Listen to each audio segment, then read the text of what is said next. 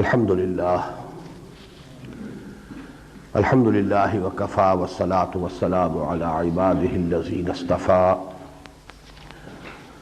خصوصا علی افضلهم وخاتم النبیین محمد الامین وعلی آلہ وصحبہ اجمعین اما بعد فاعوذ باللہ من الشیطان الرجیم بسم اللہ الرحمن الرحیم رب اشرح لي صدري ويسر لي امري واحلل عقدة من لساني يفقهوا قولي اللهم صل على محمد وعلى آل محمد كما صليت على إبراهيم وعلى آل إبراهيم إنك حميد مجيد اللهم بارك على محمد وعلى آل محمد كما باركت على إبراهيم وعلى آل إبراهيم إنك حميد مجيد وعن عمر بن الخطاب رضي الله عنه قال بينما نحن عند رسول الله صلى الله عليه وسلم ذات يوم اذ طلع علينا رجل شديد بياض الثياب شديد سواد الشعر لا يرى عليه أثر السفر ولا يعرفه منا أحد حتى جلس إلى النبي صلى الله عليه وسلم فأسند ركبتيه إلى ركبتيه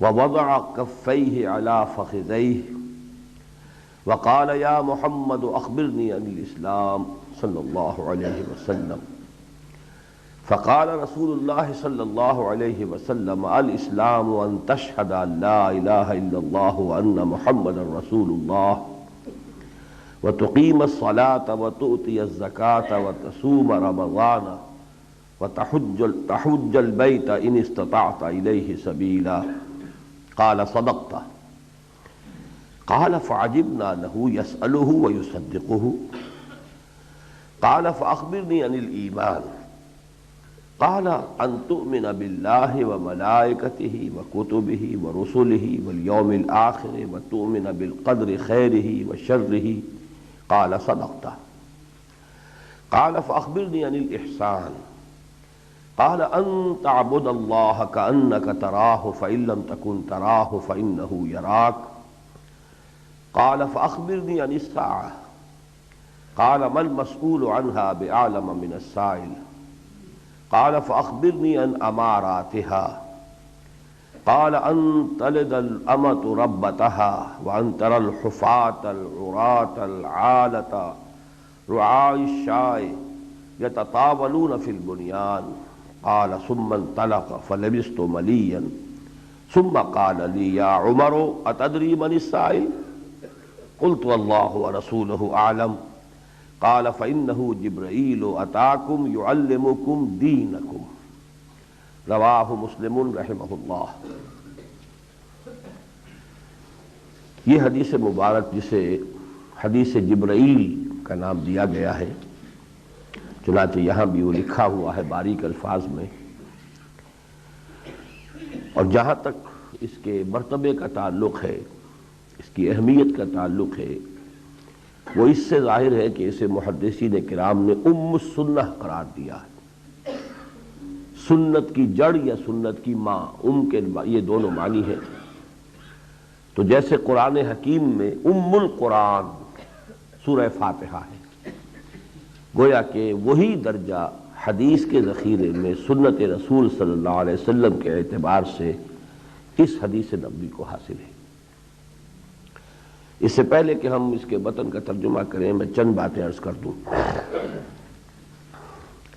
پہلی تو یہ بات کہ یہ حدیث متعدد صحابہ سے مروی ہے، جن میں حضرت عمر رضی اللہ تعالی عنہ سر فہرست ہیں، اور یہ جو متن ہے یہ حضرت عمر کی روایت ہے۔ حضرت ابو ہریرہ ہیں رضی اللہ تعالی عنہ، حضرت عبداللہ ابن عمر ہیں یعنی حضرت عمر کے صاحبزادے، اور حضرت عبداللہ ابن عباس ہیں رضی اللہ تعالی عنہم اجمعین۔ اس حدیث کا میں نے ایک زمانے میں خاصا بغور مطالعہ کیا تھا، اور اس کے لیے اہتمام کے ساتھ اس کے جو مختلف طرق ہیں، مختلف روایتیں ہیں، ان سب کو جمع کر کے میرا جو ذاتی نسخہ ہے 40 نووی کا رحمہ اللہ، امام نووی نے جو 40 حدیثوں کا مجموعہ مرتب کیا تھا، تو میں نے اس کے حاشیوں پر کچھ اپنی یادداشتیں، کچھ نوٹس جو ہیں وہ درج کی ہوئی، لیکن چونکہ یہاں اچانک اس کا پروگرام بنا ہے، لہذا اب اس وقت میرے لیے ممکن نہیں تھا کہ میں مراجعات کر سکتا، تو بعض باتیں جو اس پہلو سے ہیں، ایک تو ہے اس حدیث کا متن اور اس کے بارے میں گفتگو، وہ تو میں پورے انشراح صدر کے ساتھ انشاءاللہ اس وقت کروں گا، لیکن دوسرے جو حوالے ہیں، دوسرے طرق، دوسری روایات کے حوالے سے جو بات میں کہوں گا اس میں خطا کا امکان ہے، وہ اس وقت یادداشتیں ہیں، فوری طور پر میں اپنے نوٹس کو کنسلٹ نہیں کر پایا ہوں۔ جہاں تک مجھے یاد پڑتا ہے ایک اور 5ویں صحابی بھی ہیں کہ جو اس کے راوی ہیں، واللہ عالم، لیکن 4 کا تو تیقن کے ساتھ مجھے معلوم۔ ان میں سے جو روایت متفق علیہ ہے، یعنی جس کی صحت پر امام بخاری اور امام مسلم دونوں متفق ہیں، وہ حضرت ابو ہریرہ کی روایت ہے۔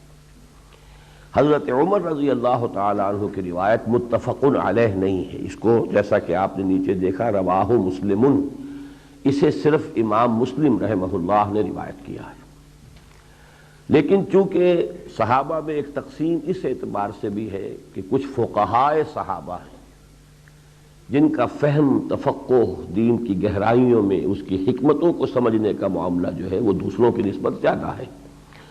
ظاہر ہے کہ صحابہ کرام میں بھی جیسے گلدستے میں مختلف قسم کے، مختلف رنگوں کے، مختلف حسن کے حامل ایک پھول لگے ہوتے ہیں، صحابہ کرام کا معاملہ بھی یہ ہے کہ ہر گلیرا رنگو بوئے دیگر است، ان کے مزاج بھی ایک دوسرے سے کچھ مختلف تھے، افتاد طبع بھی مختلف تھی، ذہنی سطح بھی مختلف تھی، سب کی ذہنی سطح برابر نہیں تھی، سب کے مزاج ایک جیسے نہیں تھے، سب کی ترجیحات ایک جیسی نہیں تھی۔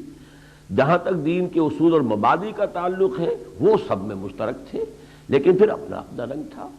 کسی کو مثلا نماز سے بہت زیادہ مناسبت تھی تو نفلی عبادت کا شوق وہ نماز میں پورا کرتا تھا، کسی کو روزے کے ساتھ کچھ زیادہ مناسبت تھی تو نفلی عبادت، جہاں تک فرض عبادت ہے، فرض روزہ، فرض نماز، فرض انفاق، یہ تو سبھی کو کرنا ہے، لیکن نفلی عبادات میں پھر ظاہر ہو جاتا تھا کہ ان کا رجحان ادھر ہے، ان کا رجحان ادھر ہے۔ اس لیے ایک حدیث میں آتا ہے کہ حضور نے فرمایا جنت کے جو 8 دروازے ہیں تو ان میں سے ہر ایک کو اس کی اسی ذہنی مناسبت کے اعتبار سے بلایا جائے گا۔ روزے داروں کو کسی ایک دروازے سے پکار ہو رہی ہوگی کہ آؤ ادھر سے داخل ہو جاؤ، اس کا خاص نام حضور نے فرمایا باب الریان، جس میں کہ سیرابی اور شادابی کا اس مفہوم موجود ہے اس لفظ کے اندر۔ تو چونکہ روزے کی حالت میں انسان سوکھ سا جاتا ہے، ہونٹ بھی سوکھے ہوئے ہیں، چہرہ بھی اترا ہوا ہے، تو فرمایا کہ یہ جو یہاں پر روزے کا اثر ہے سوکھ جانا، تو یہ جنت میں اس دروازے سے ان کو داخلے کا حقدار بنائے گا جس کا نام ہی شادابی کا دروازہ ہے، شادابی، سیرابی۔ تو اس حوالے سے مختلف جو ہیں دروازے ہیں، تو مراد یہی ہے کہ جو خاص طور پہ نفلی روزوں سے جن کو خاص شغف تھا وہ اس دروازے سے بلائے جائیں گے، جن کو نفلی نمازوں سے زیادہ شغف تھا۔ کچھ لوگ انفاق زیادہ کرتے ہیں، خوب کماتے ہیں، محنت کرتے ہیں، مشقت کرتے ہیں، لیکن یہ کہ جو کچھ کماتے ہیں اس کو اپنے اوپر خرچ نہیں کرتے، اللہ کے دین کے لیے خرچ کرتے ہیں، جب وقت پیش آتا ہے، ضرورت پیش آتی ہے، لا کے سب کچھ حاضر کر دیتے ہیں۔ گویا کہ اصل محبت اس مال کی نہیں ہوتی، اس کمائی کی نہیں ہوتی، بلکہ افتاد طبع ایسی ہے کہ وہ اس کام کی طرف زیادہ رجحان رکھتے ہیں، اللہ نے اس کے لیے زیادہ انہیں صلاحیت عطا کی ہے تو بھاگ دوڑ کریں، لیکن بہرحال جو حاصل ہے وہ اللہ کے لیے ہے، ان صلاتی و نسکی و محیایا و مماتی للہ رب العالمین۔ تو یہ مختلف جو ہے اس میں ایک تفریق وہ بھی ہے۔ یہاں اس حدیث کا بھی چونکہ حوالہ میں نے دے دیا ہے تو اس کا ایک بڑا لطیف حصہ بھی ہے کہ حضرت ابو بکر نے پوچھا کہ حضور کیا کوئی ایسا شخص بھی ہوگا جسے سارے دروازوں سے پکارا جائے؟ تو حضور مسکرائے اور فرمایا ہاں، اور میرا گمان یہ ہے کہ تم انہی میں سے ہو۔ تو حضرت ابو بکر کی جو جامعیت ہے آپ ان کی مزاج کی اور شخصیت کی، وہ گویا کہ اس حدیث سے ظاہر ہوتی ہے۔ بہرحال ایک فقہائے صحابہ، چونکہ ان میں پھر فہرست جو ہے اس میں جو اوپر آتے ہیں ٹاپ موسٹ نام، وہ حضرت عمر کا ہے، حضرت علی کا ہے، حضرت عائشہ کا ہے رضی اللہ تعالی عنہم، اس حوالے سے اس حدیث کو زیادہ قبول عام حاصل ہوا ہے۔ حالانکہ روایت کے اعتبار سے متفق علیہ جو ہے روایت، وہ حضرت ابو ہریرہ کی ہے رضی اللہ تعالیٰ عنہ۔ وہ جہاں تک کثرت روایت کا تعلق ہے غالباً شاید ٹاپ پر ہے تمام صحابہ میں، لیکن بہرحال انہیں فقہائے صحابہ میں شمار نہیں کیا جاتا۔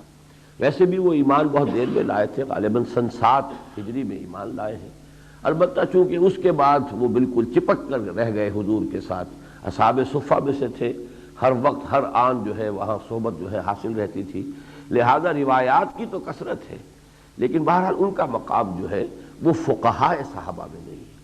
اس لیے چاہے سندن ان کی روایت زیادہ اہم ہے کہ وہ متفق علیہ ہے، وہ نہ صرف یہ کہ امام مسلم کی جو شرائط ہیں صحت حدیث کے لیے اس پر پوری اترتی ہے، بلکہ امام بخاری کی شرائط پر بھی پوری اترتی ہے، لیکن یہ کہ زیادہ قبول عام جو اس حدیث کی روایت جس کو حاصل ہوا ہے وہ روایت عمر ہے رضی اللہ تعالی عنہ۔ دوسری بات جو ہے، ان تمام اگر اس قسم کی حدیثیں جو ہیں ان میں یہ حدیث اس پہلو سے بہت ممتاز ہے، ویسے تو اور بھی بہت سی حدیثیں ہیں کہ ایک واقعہ ہوا ہے، اس کے سننے والے متعدد صحابہ ہیں، اس وقت حضور نے ایک بات فرمائی، اب ظاہر بات ہے وہ سب نقل کریں گے اس بات کو اور اس کا بیان کریں گے، اور انفرادی طور پر بیان کرنے میں کچھ نہ کچھ فرق ہو جائے گا۔ اسی وقت آپ مجھ سے ایک بات سنیں گے، لیکن آپ ابھی 1 گھنٹے کے بعد آپ سے پوچھا جائے میں نے وہ بات کیا کہی تھی، تو میرا خیال ہے کہ جتنے منہ اور زبانیں ہوں گی اتنے ہی شاید اس کے جو متن ہے میری بات کے وہ اتنے ہی تبدیل ہو جائیں گے، وہ کچھ نہ کچھ فرق آگے پیچھے، کہ کوئی حرف کسی سے رہ گیا، کوئی حرف کسی کی طرف سے، خود اپنے ذہن سے کوئی آدمی کسی وقت کوئی بات سنتے ہوئے کوئی شے اپنے ذہن سے اس میں ٹانک دیتا ہے غیر شعوری طور پر، تو یہ فرق جو ہے اس کو نوٹ کر لیجئے کہ بقیہ احادیث میں تو اس کی ایک تعویل یہ ہو سکتی ہے کہ ہو سکتا ہے کہ یہ بات حضور نے ان سے کہی ہو کسی اور موقع پر، جو فرق بظاہر محسوس ہو رہا ہے ہمیں اس روایت میں، تو یہ کیا معلوم کہ یہ بات حضور نے متعدد مواقع پر ارشاد فرمائی ہو، ایک موقع پر آپ نے ارشاد ہی ان الفاظ میں فرمائی ہو جو یہ صحابی بیان کر رہے ہیں، کسی دوسرے موقع پر یہ آپ نے بیان ہی ان الفاظ میں کی ہو ایگزیکٹلی جو یہ دوسرے صحابی بیان کر رہے ہیں، لیکن یہ حدیث اس معاملے میں منفرد ہے کہ یہ ایک ہی واقعہ ہے، اس میں کسی شک و شبے کی گنجائش نہیں، اور اس واقعے کی بھی جو روایت ان صحابہ نے کی ہے اس میں خاصا فرق ہے، یہاں تک کہ ترتیب کا بھی فرق ہے۔ غالباً حضرت ابو ہریرہ کی جو روایت ہے اس میں پہلا سوال حضور کے جو منسوب کیا گیا ہے اس سوال جواب میں وہ ہے ایمان کے بارے میں، اور دوسرا جو ہے وہ اسلام کے بارے میں۔ یہاں پہلا سوال جو ہے وہ اسلام کے بارے میں ہے، دوسرا ایمان کے بارے، ایک تو ترتیب کے اندر فرق ہے، پھر تھوڑا تھوڑا الفاظ میں بھی فرق ہے، تھوڑا تھوڑا جو ہے وہ ڈیٹیلز جو ہوتی ہیں، جو واقعہ جس طریقے سے اس کو اس میں بیان کیا گیا، نقشہ کشی کی گئی ہے، اب ظاہر بات ہے کہ وہ نقشہ کشی جو ہے وہ حضور کے الفاظ نہیں ہے، وہ تو راوی کے اپنے الفاظ ہیں، تو ایک ہی منظر کو جب آپ ڈپکٹ کریں گے، اس کی نقشہ کشی کریں گے، تو آپ اسے کسی اور طرح سے بیان کریں گے، کوئی دوسرا شخص کسی اور طرح سے بیان کرے گا۔ اس کا جو آخری حصہ ہے اس میں بھی خاصا اختلاف ہے۔ اس سے میں در حقیقت ادھر آپ کو متوجہ کرنا چاہتا ہوں کہ قرآن اور حدیث کے مابین اس فرق کو بنیادی طور پر ذہناً تسلیم کر لینا چاہیے کہ قرآن لفظاً حرفاً محفوظ ہے، حدیث رسول لفظاً اور حرفاً محفوظ نہیں ہے، اس کا مفہوم محفوظ ہے، بنیادی بات جو ہے وہ صحیح ہے، لیکن الفاظ کے اندر چونکہ اس میں ایک معصوم غیر معصوم بھی شامل ہو گیا، قرآن جو ہے اس میں صرف معصومین کا معاملہ ہے، یعنی اللہ سے حضرت جبرائیل نے نقل کیا ہے وہ معصوم ہے، حضرت جبرائیل سے حضور نے نقل کیا ہے وہ معصوم ہے، تو قرآن مجید کے تو الفاظ جو ہیں وہ بالکل محفوظ ہیں، اس کے ٹیکسٹ کے بارے میں کسی شک و شبے کی گنجائش نہیں، فرق صرف ہے تو قراءات کا ہے۔ قراءات ظاہر بات ہے کہ اب جو صحابہ نے پڑھا جس طور سے پڑھا، لہجوں کا فرق ہو جاتا ہے، ایک شخص فلاں قبیلے کا ہے وہ اس لفظ کو اس طور سے پڑھتا ہے، ایک شخص دوسرے قبیلے کا ہے وہ اسی لفظ کو، لفظ وہی ہے، اس کو کسی اور طور سے پڑھتا ہے۔ جیسے آپ کو معلوم ہے کہ چاقو اور کاچو، اب وہ چاقو ہے لکھے گا پٹھان بھی تو چاقو لکھے گا، کاچو نہیں لکھے گا، لیکن جب بولے گا وہ کاچو لکھے گا، کاچو بولے گا، تو یہ جو ہے یہ لہجے ہوتے ہیں۔ اس حوالے سے فرق جو ہے قراءات کا تو ہوا ہے قرآن میں، متن میں کوئی فرق نہیں ہے، اس کا ایک ایک حرف محفوظ ہے۔ حدیث کا معاملہ وہ نہیں ہے، حدیث کے اندر، اور یہ حدیث بھی ام السنہ جب ہے اتنی اہم حدیث ہے جس کو ام السنہ قرار دیا گیا ہے، اس کے مختلف طرق کو جب آپ جمع کریں گے تو ان میں لفظی اختلاف آپ کو، یہاں تک کہ ترتیب کا اختلاف بھی آپ کو جیسا کہ میں نے عرض کیا ہے مل جائے گا۔ تو حدیث کے اور قرآن کے مابین اس ایک فرق کو بھی ہمیں اچھی طریقے سے سمجھ لینا چاہیے۔ تیسرے نمبر پر وہ بات جو میں نے عرض کی تھی کہ میں نے اس کا جو بھی ایک زمانے میں مطالعہ کیا تھا، مجھے بہت دلچسپی رہی ہے اس حدیث کے ساتھ، اور اللہ کے فضل و کرم سے اس کے بہت سے جو بھی معارف ہیں وہ منکشف ہوئے ہیں، ان کو میں مختلف اپنے دروس میں بیان بھی کرتا ہوں، لیکن اس وقت میرے پاس وہ میرے جو نوٹس تھے وہ چونکہ وہ یعنی دستیاب نہیں تھے، لہذا اس وقت کچھ چیزیں یادداشت سے میں کہوں گا اس میں خطا کا امکان ہے، البتہ جو اس کا ایسنس ہے، جو اس کی اصل اس کا حاصل ہے، اس میں انشاءاللہ تعالی اس طرح کے کسی خطا کا یا نسیان کا کوئی امکان نہیں ہے۔ اب آئیے اس کا ترجمہ کر لیں۔ عن عمر بن الخطاب رضی اللہ عنہ، عن سے پہلے روے یا محذوف ہے، روے یا عن عمر بن الخطاب، روایت کیا گیا ہے حضرت عمر بن خطاب رضی اللہ تعالی عنہ سے، قال، انہوں نے فرمایا، بینما نحن عند رسول اللہ صلی اللہ علیہ وسلم۔ اب ایک روایت میں لفظ کا اضافہ ہے، بینما نحن جلوس عند رسول اللہ صلی اللہ علیہ وسلم۔ یہ اسی اثنا کا ایک واقعہ ہے کہ ایک روز ہم بیٹھے ہوئے تھے حضور صلی اللہ علیہ وسلم کے ساتھ، ایک محفل ہے، صحابہ کرام ہیں، حضور تشریف فرما ہے، تو ایک گویا کہ ایک محفل ہے، مجمع ہے۔ یہ بھی نوٹ کر لیجئے کہ اس پر اتفاق ہے کہ یہ حضور کے بالکل آخری ایام جو ہے حیات دنیاوی کے، اس کا واقعہ ہے، یعنی یہ کہ سن 9-10 ہجری سے قبل کی بات نہیں ہے۔ ذات یومن، ایک دن، بینما نحن عند رسول اللہ یا نحن جلوس عند رسول اللہ صلی اللہ علیہ وسلم ذات یومن، اسی اثنا میں کہ ایک دن ہم بیٹھے ہوئے تھے اللہ کے رسول صلی اللہ علیہ وسلم کے ساتھ، اذ طلع علینا رجل، کہ اچانک ظاہر ہوا ہمارے سامنے، طلوع ہوا، جیسے سورج طلوع ہوتا ہے ایسے ہی کوئی شخص جب باہر سے آتا ہے تو پہلے اس کا سراپا پوری طرح واضح نہیں ہوتا، رفتہ رفتہ جب وہ آتا ہے قریب تو پھر اس کی آئیڈینٹی جو ہے پورے طور سے واضح ہوتی ہے۔ اطلع علینا رجل، ہم پر طلوع ہوا، ہم پر منکشف ہوا کہ ایک شخص آیا ہے، ایک شخص ہے شدید و بیاض الثیاب شدید و سواد الشعر، بیاض سفیدی، بیاض الثیاب کپڑوں کی سفیدی، شدید و بیاض الثیاب نہایت سفید براق کپڑے پہنے ہوئے، شدید و سواد الشعر، سواد سیاہی کو کہتے ہیں، بال انتہائی چمکیلے سیاہ، نہایت سیاہ چمکیلے بالوں والا شخص، نہایت سفید براق کپڑے پہنے ہوئے، زیب تن کیے ہوئے وہ شخص اچانک سامنے آیا۔ لا یرا علیہ اثر السفر، اس پر سفر کے کوئی آثار دکھائی نہیں دیتے تھے، یعنی آدمی کہیں سے سفر کر کے آ رہا ہو تو کوئی بالوں کے اندر کوئی گردہ پڑا ہوا ہوگا، کوئی کپڑوں کے اوپر کوئی گردہ ہوگا، کوئی میل کچیل ہوگا، کوئی چہرے پر کوئی تکان کے آثار ہوں گے، ان سب کی نفی ہے۔ لا یرا علیہ اثر السفر، نہیں دیکھے جا سکتے تھے اس پر، نہیں نظر آتے تھے اس پر کوئی بھی آثار سفر کے، ولا یعرفہ منا احد، اور اس کو پہچانتا بھی کوئی نہیں تھا ہم میں سے۔ اب یہاں ایک سوال پیدا ہوتا ہے کہ کیسے معلوم ہوا حضرت عمر کو کہ کوئی بھی نہیں پہچانتا؟ انہیں تو کہنا یہ چاہیے تھا کہ میں نہیں پہچانتا تھا، لیکن یہ کیا معلوم کہ کوئی بھی نہیں پہچانتا تھا؟ مجمع میں اگر 100 آدمی ہے، 150 آدمی ہے، 200 آدمی ہے، تو کیسے انہوں نے فیصلہ کر لیا کہ کوئی اسے نہیں پہچانتا تھا؟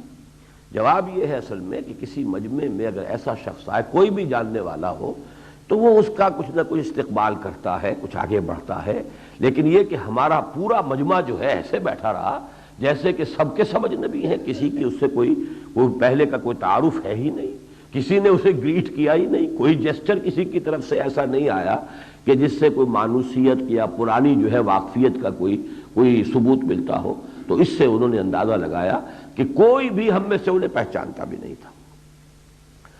حتیٰ جلسا، اب وہ شخص بڑھتا چلا گیا، تیر کی طرح آگے آیا، یہاں تک کہ جا کر حتیٰ جلسا الی النبی صلی اللہ علیہ وسلم، بالکل اللہ کے رسول صلی اللہ علیہ وسلم کے سامنے جا کے بیٹھ گیا، اور بیٹھا بھی کس شان سے؟ فاسند رکبتیہ الی رکبتیہ، اپنے دونوں گھٹنے حضور کے دونوں گھٹنوں سے جوڑ دیے. دو زانو حضور تشریف فرما ہوں گے اور دو زانو جو ہے انہوں نے بھی آ کر بیٹھا وہ شخص اور اس نے اپنے گھٹنے جوڑ دیے حضور کے گھٹنوں کے ساتھ، یعنی کوئی فصل نہیں، کوئی وقفہ درمیان میں نہیں. وَوَضَعَ كَفَّيْهِ عَلَى فَخِذَيْهِ، اور اپنے دونوں ہتھیلیاں جو ہیں اس نے ٹکا دیں فخذیہ. اب فخذیہ عربی جو بھی ضمیر کا جو مفہوم ہو سکتا ہے اس میں دونوں مفہوم ہو سکتے ہیں. اپنی رانوں پر ہاتھ رکھ لیے دونوں، یا حضور کی رانوں پر ہاتھ ٹکا دیے دونوں. ایک دوسری روایت میں علی فخذی رسول صلی اللہ علیہ وسلم کی وضاحت موجود ہے کہ اس نے گھٹنے تو اپنے گھٹنے حضور کے دونوں گھٹنوں سے جوڑ دیے اور اپنی ہتھیلیاں حضور کی رانوں پر ٹکا دی. یعنی اس درجے یوں سمجھیے کہ ایک اپنائیت کا اور بے تکلفی کا معاملہ. تو چونکہ یہاں ہے فخذیہ ہے تو اس میں جو حدیث مجرور ہے وہ دونوں طرف جا سکتی ہے. جبرائیل جو بھی آئے تھے ان کے رانوں پر، اور یا یہ بلکہ یہ کہ اگر وہ دوسری روایت میں وہ وضاحت نہ ہوتی تو میں یقیناً یہی ترجمہ کرتا کہ اس شخص نے اپنی دونوں جو ہتھیلیاں ہیں اپنے رانوں پر ٹکا دی. لیکن ایک دوسری روایت میں صراحت ہے کہ حضور کی رانوں کے اوپر اپنے دونوں ہاتھ رکھ دیے. وقال، اب اس نے کہا یا محمد صلی اللہ علیہ وسلم. اب یہ بھی ایک بہت ہی غیر معمولی بات تھی.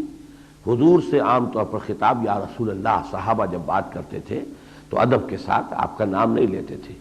عرب کے بدو کوئی باہر سے آ گئے، انہوں نے کوئی چونکہ وہ اس طرح کے سویلائز نہیں ہوتے تھے لوگ، وہ تو اس قسم کا انداز اختیار کر لیتے تھے. لیکن یہ کہ عام طور پر جو بھی صحابہ کرام کا معاملہ تھا وہ یہ نہیں کہ حضور کو نام لے کر پکاریں یا محمد. انہوں نے سوال بھی کیا یا محمد اخبرنی عن الاسلام، مجھے بتائیے، خبر دیجئے اسلام کے بارے میں کہ اسلام کیا ہے، اسلام کی کیا حقیقت ہے. قال رسول اللہ، اب دیکھیے یہاں پر چونکہ حضرت عمر بیان کر رہے ہیں تو یہاں پر رسول اللہ، تو فرمایا اللہ کے رسول صلی اللہ علیہ وسلم. اس مکالمے سے پہلے کا جتنا منظر ہے، اب ظاہر ہے یہ حضرت عمر کی اپنی جو ہے نریشن ہے. اس منظر کو جس طریقے سے کہ حضرت عمر نے بیان کیا ہے اس میں تو اختلاف ہو سکتا ہے. ہر شخص اس منظر کو بیان کرے گا تو وہ اپنے الفاظ میں بیان کرے گا. اپنی کسی کے نزدیک کوئی خاص پہلو زیادہ اہم ہوتا ہے کسی منظر میں، کسی واقعے میں، وہ اس کو نمایاں کر دے گا. تو اس یہاں تک کا تو اختلاف جو ہے اس کے اندر کوئی سرے سے اہمیت نہیں. لیکن جیسا کہ میں نے عرض کیا کہ متن میں بھی کچھ اختلافات موجود، بہت ہی مائنر ہیں. سوال کیا یا محمد اخبرنی عن الاسلام، اے محمد صلی اللہ علیہ وسلم مجھے یہ بتائیے کہ اسلام کیا ہے. فقال رسول اللہ صلی اللہ علیہ وسلم، تو آپ جواب دیا اللہ کے رسول صلی اللہ علیہ وسلم نے، الاسلام ان تشہد ان لا الہ الا اللہ وان محمد رسول اللہ. اسلام یہ ہے کہ تو گواہی دے کہ اللہ کے سوا کوئی معبود نہیں اور یہ کہ محمد صلی اللہ علیہ وسلم اللہ کے رسول ہیں. وَتُقِيمَ الصَّلَاةَ، یہاں پر یہ کتابت میں خاصی غلطیاں ہیں، یہ تقیمو نہیں ہے، تقیمہ. ان کے بعد جو ہے جو فعل مضارع جتنا آئے گا وہ منصوب ہوتا چلا جائے گا. وَتُقِيمَ الصَّلَاةَ وَتُؤْتِيَ الزَّكَاةَ وَتَصُومَ رَمَضَانَ وَتَحُجَّ الْبَيْتَ إِنِ اسْتَطَعْتَ إِلَيْهِ سَبِيلًا. اسلام یہ ہے کہ تو گواہی دے کہ اللہ کے سوا کوئی معبود نہیں اور محمد صلی اللہ علیہ وسلم اس کے رسول ہیں، اور نماز قائم کرے اور زکوٰۃ ادا کرے اور روزے رکھے رمضان کے اور حج کرے اللہ کے گھر کا اگر تجھے اس کے سفر کی استطاعت ہے، اس کے اخراجات، اس کے لیے صحت، جو بھی ضروری مسائل ہیں سفر کے وہ اگر دستیاب ہیں تو حج کرے. قال صدقت، اب اس نے کہا آپ نے صحیح کہا، درست کہا. فعجبنا له، حضرت عمر فرماتے ہیں اب ہمیں بڑا تعجب ہوا اس شخص پر. یسألہ ویصدقہ، پوچھتا بھی ہے تصدیق بھی کرتا ہے. یہ انداز تو معلم کا ہوتا ہے، سائل کا تو نہیں ہوتا. معلم اپنے شاگرد سے سوال کرے اور وہ شاگرد جواب دے، ہمیں ٹھیک کہا تم نے، ٹھیک جواب دے دیا. تو یہ بات کون ہے یہ شخص کہ جو یہ انداز اختیار کر رہا ہے رسول اللہ کے ساتھ صلی اللہ علیہ وسلم کہ آپ نے جواب دیا، اس نے کہا صدقتا، تصویب کی کہ آپ نے صحیح کہا، درست کہا، بات صحیح کہہ دی. فعجبنا لہ، تو ہمیں تعجب ہوا اس پر. یسألہ ویصدقہ، کہ سوال بھی کرتا ہے حضور سے صلی اللہ علیہ وسلم اور تصدیق کر رہا ہے. قال فاخبرنی عن الایمان، اب اس نے دوسرا سوال کیا، مجھے بتائیے ایمان کیا ہے، ایمان کی حقیقت کیا ہے؟ فرمایا ان تؤمن باللہ وملائکتہ وکتبہ ورسلہ والیوم الآخر وتؤمن بالقدر خیرہ وشرہ قال صدقت۔ حضور نے جواب دیا ایمان یہ ہے کہ تو یقین رکھے اللہ پر اور اس کے فرشتوں پر اور اس کی کتابوں پر اور اس کے رسولوں پر اور یوم آخر پر، پچھلے دن پر، آخری دن میں، وتؤمن بالقدر، اور یہ کہ تقدیر پر بھی ایمان رکھے، اس کے خیر پر بھی اس کے شر پر بھی۔ قال صدقت، اس شخص نے پھر کہا کہ آپ نے صحیح کہا، جواب صحیح ہے۔ قال فاخبرنی عن الاحسان، اب تیسرا سوال کیا، اب مجھے بتائیے احسان کیا ہے۔ میں اس کی وضاحت بعد میں کروں گا، اس لیے کہ ایمان، اسلام، یہ تو ہماری جانی پہچانی معروف اصطلاحات ہیں۔ احسان ایک ایسی مظلوم اصطلاح ہے ہمارے دین کی، قرآن کی، سنت کی، حدیث کی، جس پر ایک اور اصطلاح نے آ کر جو ہے اس کو چھپا دیا ہے، اس کو دبا دیا ہے، لوگوں کے ذہنوں سے اسے محو کر دیا ہے۔ وہ اصطلاح جو ہے، جو بالکل خارجی اصطلاح ہے، اس نے آ کر اصل میں اس اصطلاح جو ہے اس کو لوگوں کی نگاہوں سے اوجھل کر دیا ہے، اس کے لیے آڑ بن گئی ہے، حجاب بن گئی ہے۔ اس لیے اسلام، ایمان یہ معروف الفاظ ہیں، لیکن احسان اس کے بارے میں وضاحت کی ضرورت ہوگی۔ قال فاخبرنی عن الاحسان، اب پوچھا انہوں نے، اس شخص نے کہ اب مجھے بتائیے احسان کیا ہے۔ قال ان تعبد اللہ کانک تراہ، حضور نے جواب دیا یہ ہے کہ تو بندگی کرے اللہ کی، پرستش کرے اللہ کی، غلامی کرے اللہ کی، اس کیفیت کے ساتھ کانک تراہ، گویا کہ تو اسے اپنی آنکھوں سے دیکھ رہا ہے۔ یقین اس درجے کا ہو جائے، اس لیے کہ ظاہر بات ہے کہ انسان کو جس شے پر یقین حاصل ہو، اس کے لیے اگر آپ تعبیر کرنا چاہیں، بھائی میری آنکھوں دیکھی بات ہے، اب یہ آنکھوں دیکھی بات سے آگے اب اور کون سا درجہ ہے یقین کا، اس کے بارے میں اب اس سے آگے ہمارے زبان بھی میں کوئی اور ذریعہ ہی نہیں ہے کہ اس کو بیان کیا جا سکے۔ تو یقین اس درجے کا، کانک تراہ ہو، گویا کہ تم اسے دیکھ رہے ہو۔ یہاں کانک ہے، گویا کہ، یہ نہیں کہا کہ تم دیکھ رہے ہو، گویا کہ تم اسے دیکھ رہے ہو، یعنی یہ در حقیقت یقین، اللہ پر ایمان اور یقین کی گہرائی اور شدت، اس کی انٹینسٹی کے ظہور کے لیے، اس کے اظہار کے لیے، اس کی تعبیر کے لیے یہ اسلوب ہے، کانک تراہ۔ فإن لم تکن تراہ، تو اگر تو اسے نہ دیکھ رہا ہو، یا چاہے تو اسے نہیں دیکھتا، یا یہ میں بعد میں وضاحت کروں گا جو یا کر کے کہہ رہا ہوں، یا اگر یہ کیفیت میسر نہ ہو سکے، فإنہ یراک، تو یہ تو کم سے کم کیفیت حاصل ہو جائے کہ استحضار رہے، یقین رہے ہر وقت کہ اللہ تمہیں دیکھ رہا ہے۔ قال فاخبرنی عن الساعہ، اب چوتھا سوال کیا، اب مجھے بتائیے کہ قیامت کے بارے میں، کہ قیامت کب آئے گی۔ قال ما المسؤول عنہا بأعلم من السائل، حضور نے فرمایا کہ جس سے سوال پوچھا جا رہا ہے وہ زیادہ باخبر نہیں ہے پوچھنے والے سے۔ اب اس میں دو امکانات ہیں، اب تک جو بھی ہم نے پڑھا ہے، یا تو حضور نے خود بھی اس شخص کو نہیں پہچانا، عام آدمی سمجھا ہے، تب تو اس کا مطلب یہ ہوگا کہ جیسے تمہیں نہیں معلوم مجھے بھی نہیں معلوم، بات ختم ہو گئی۔ لیکن اگر حضور پہچان چکے ہیں کہ یہ جبرائیل ہیں انسانی شکل میں، تو اس کا مطلب یہ ہوگا کہ اے جبریل جتنا کچھ تمہیں معلوم ہے اتنا ہی مجھے معلوم ہے، اس سے زائد معلوم ہے۔ تو یہ گویا کہ دونوں اس کے مفہوم ہو جائیں گے، ذو معنیین ہے الفاظ، لیکن اس کا سارا جو دار و مدار ہے اس پر ہے کہ آیا حضور نے پہچانا تھا یا نہیں۔ اس حدیث کے اختتام سے تو کچھ ایسا مترشح ہوتا ہے اس روایت سے کہ حضور نے پہچان لیا تھا، لیکن ایک اور روایت میں بڑی تفصیل ہے کہ جب وہ شخص چلا گیا تو پھر حضور نے کہا ذرا اسے بلاؤ، واپس لوٹا کے لاؤ، ذرا بلاؤ اسے۔ اب تلاش کر لیا، کونا کونا چھان مارا مدینے کا، سارے راستے، کہیں آدمی کا سراغ ہی نہیں، وجود ہی نہیں۔ جب یہ بتایا گیا کہیں سراغ نہیں مل رہا، کہاں گم ہو گیا، آسمان نے اسے کھینچ لیا، زمین نگل گئی، کیا ہوا، تب حضور نے پھر یہ انداز اختیار فرمایا، یہ جبرائیل تھے جو تمہیں تمہارا دین سکھانے آئے تھے، اور یہ پہلی بار ایسا ہوا ہے کہ میں انہیں پہچان نہیں سکا، ورنہ انسانی شکل میں جب بھی کبھی جبرائیل آتے تھے میں پہچان لیتا تھا کہ یہ جبرائیل ہے، تو یہ اس روایت میں اس میں نہیں. اسی لیے میں نے کہا تھا کہ میں نے چونکہ ان تمام روایات کا استقصاء کیا تھا اور احصاء کیا تھا، اور اس کے بعد میں نے اس پر غور کیا تھا، تو میں اس کے کچھ حوالے آپ کو دے رہا ہوں. بہرحال اب ہم اس کو مکمل کر لیں. قال فاخبرنی عن الساعہ، جب سوال کیا کہ اب مجھے قیامت کے بارے میں بتائیے، پہلا جواب تو آپ نے یہ دیا قال ما المسؤول عنہا بعالم من السائل، کہ جس سے پوچھا جا رہا ہے قیامت کے بارے میں وہ زیادہ باخبر نہیں ہے پوچھنے والے سے. قال فاخبرنی عن امارات آہا، اب انہوں نے سوال کیا پھر مجھے اس کی کچھ علامات، کچھ نشانیاں بتا دیجیے.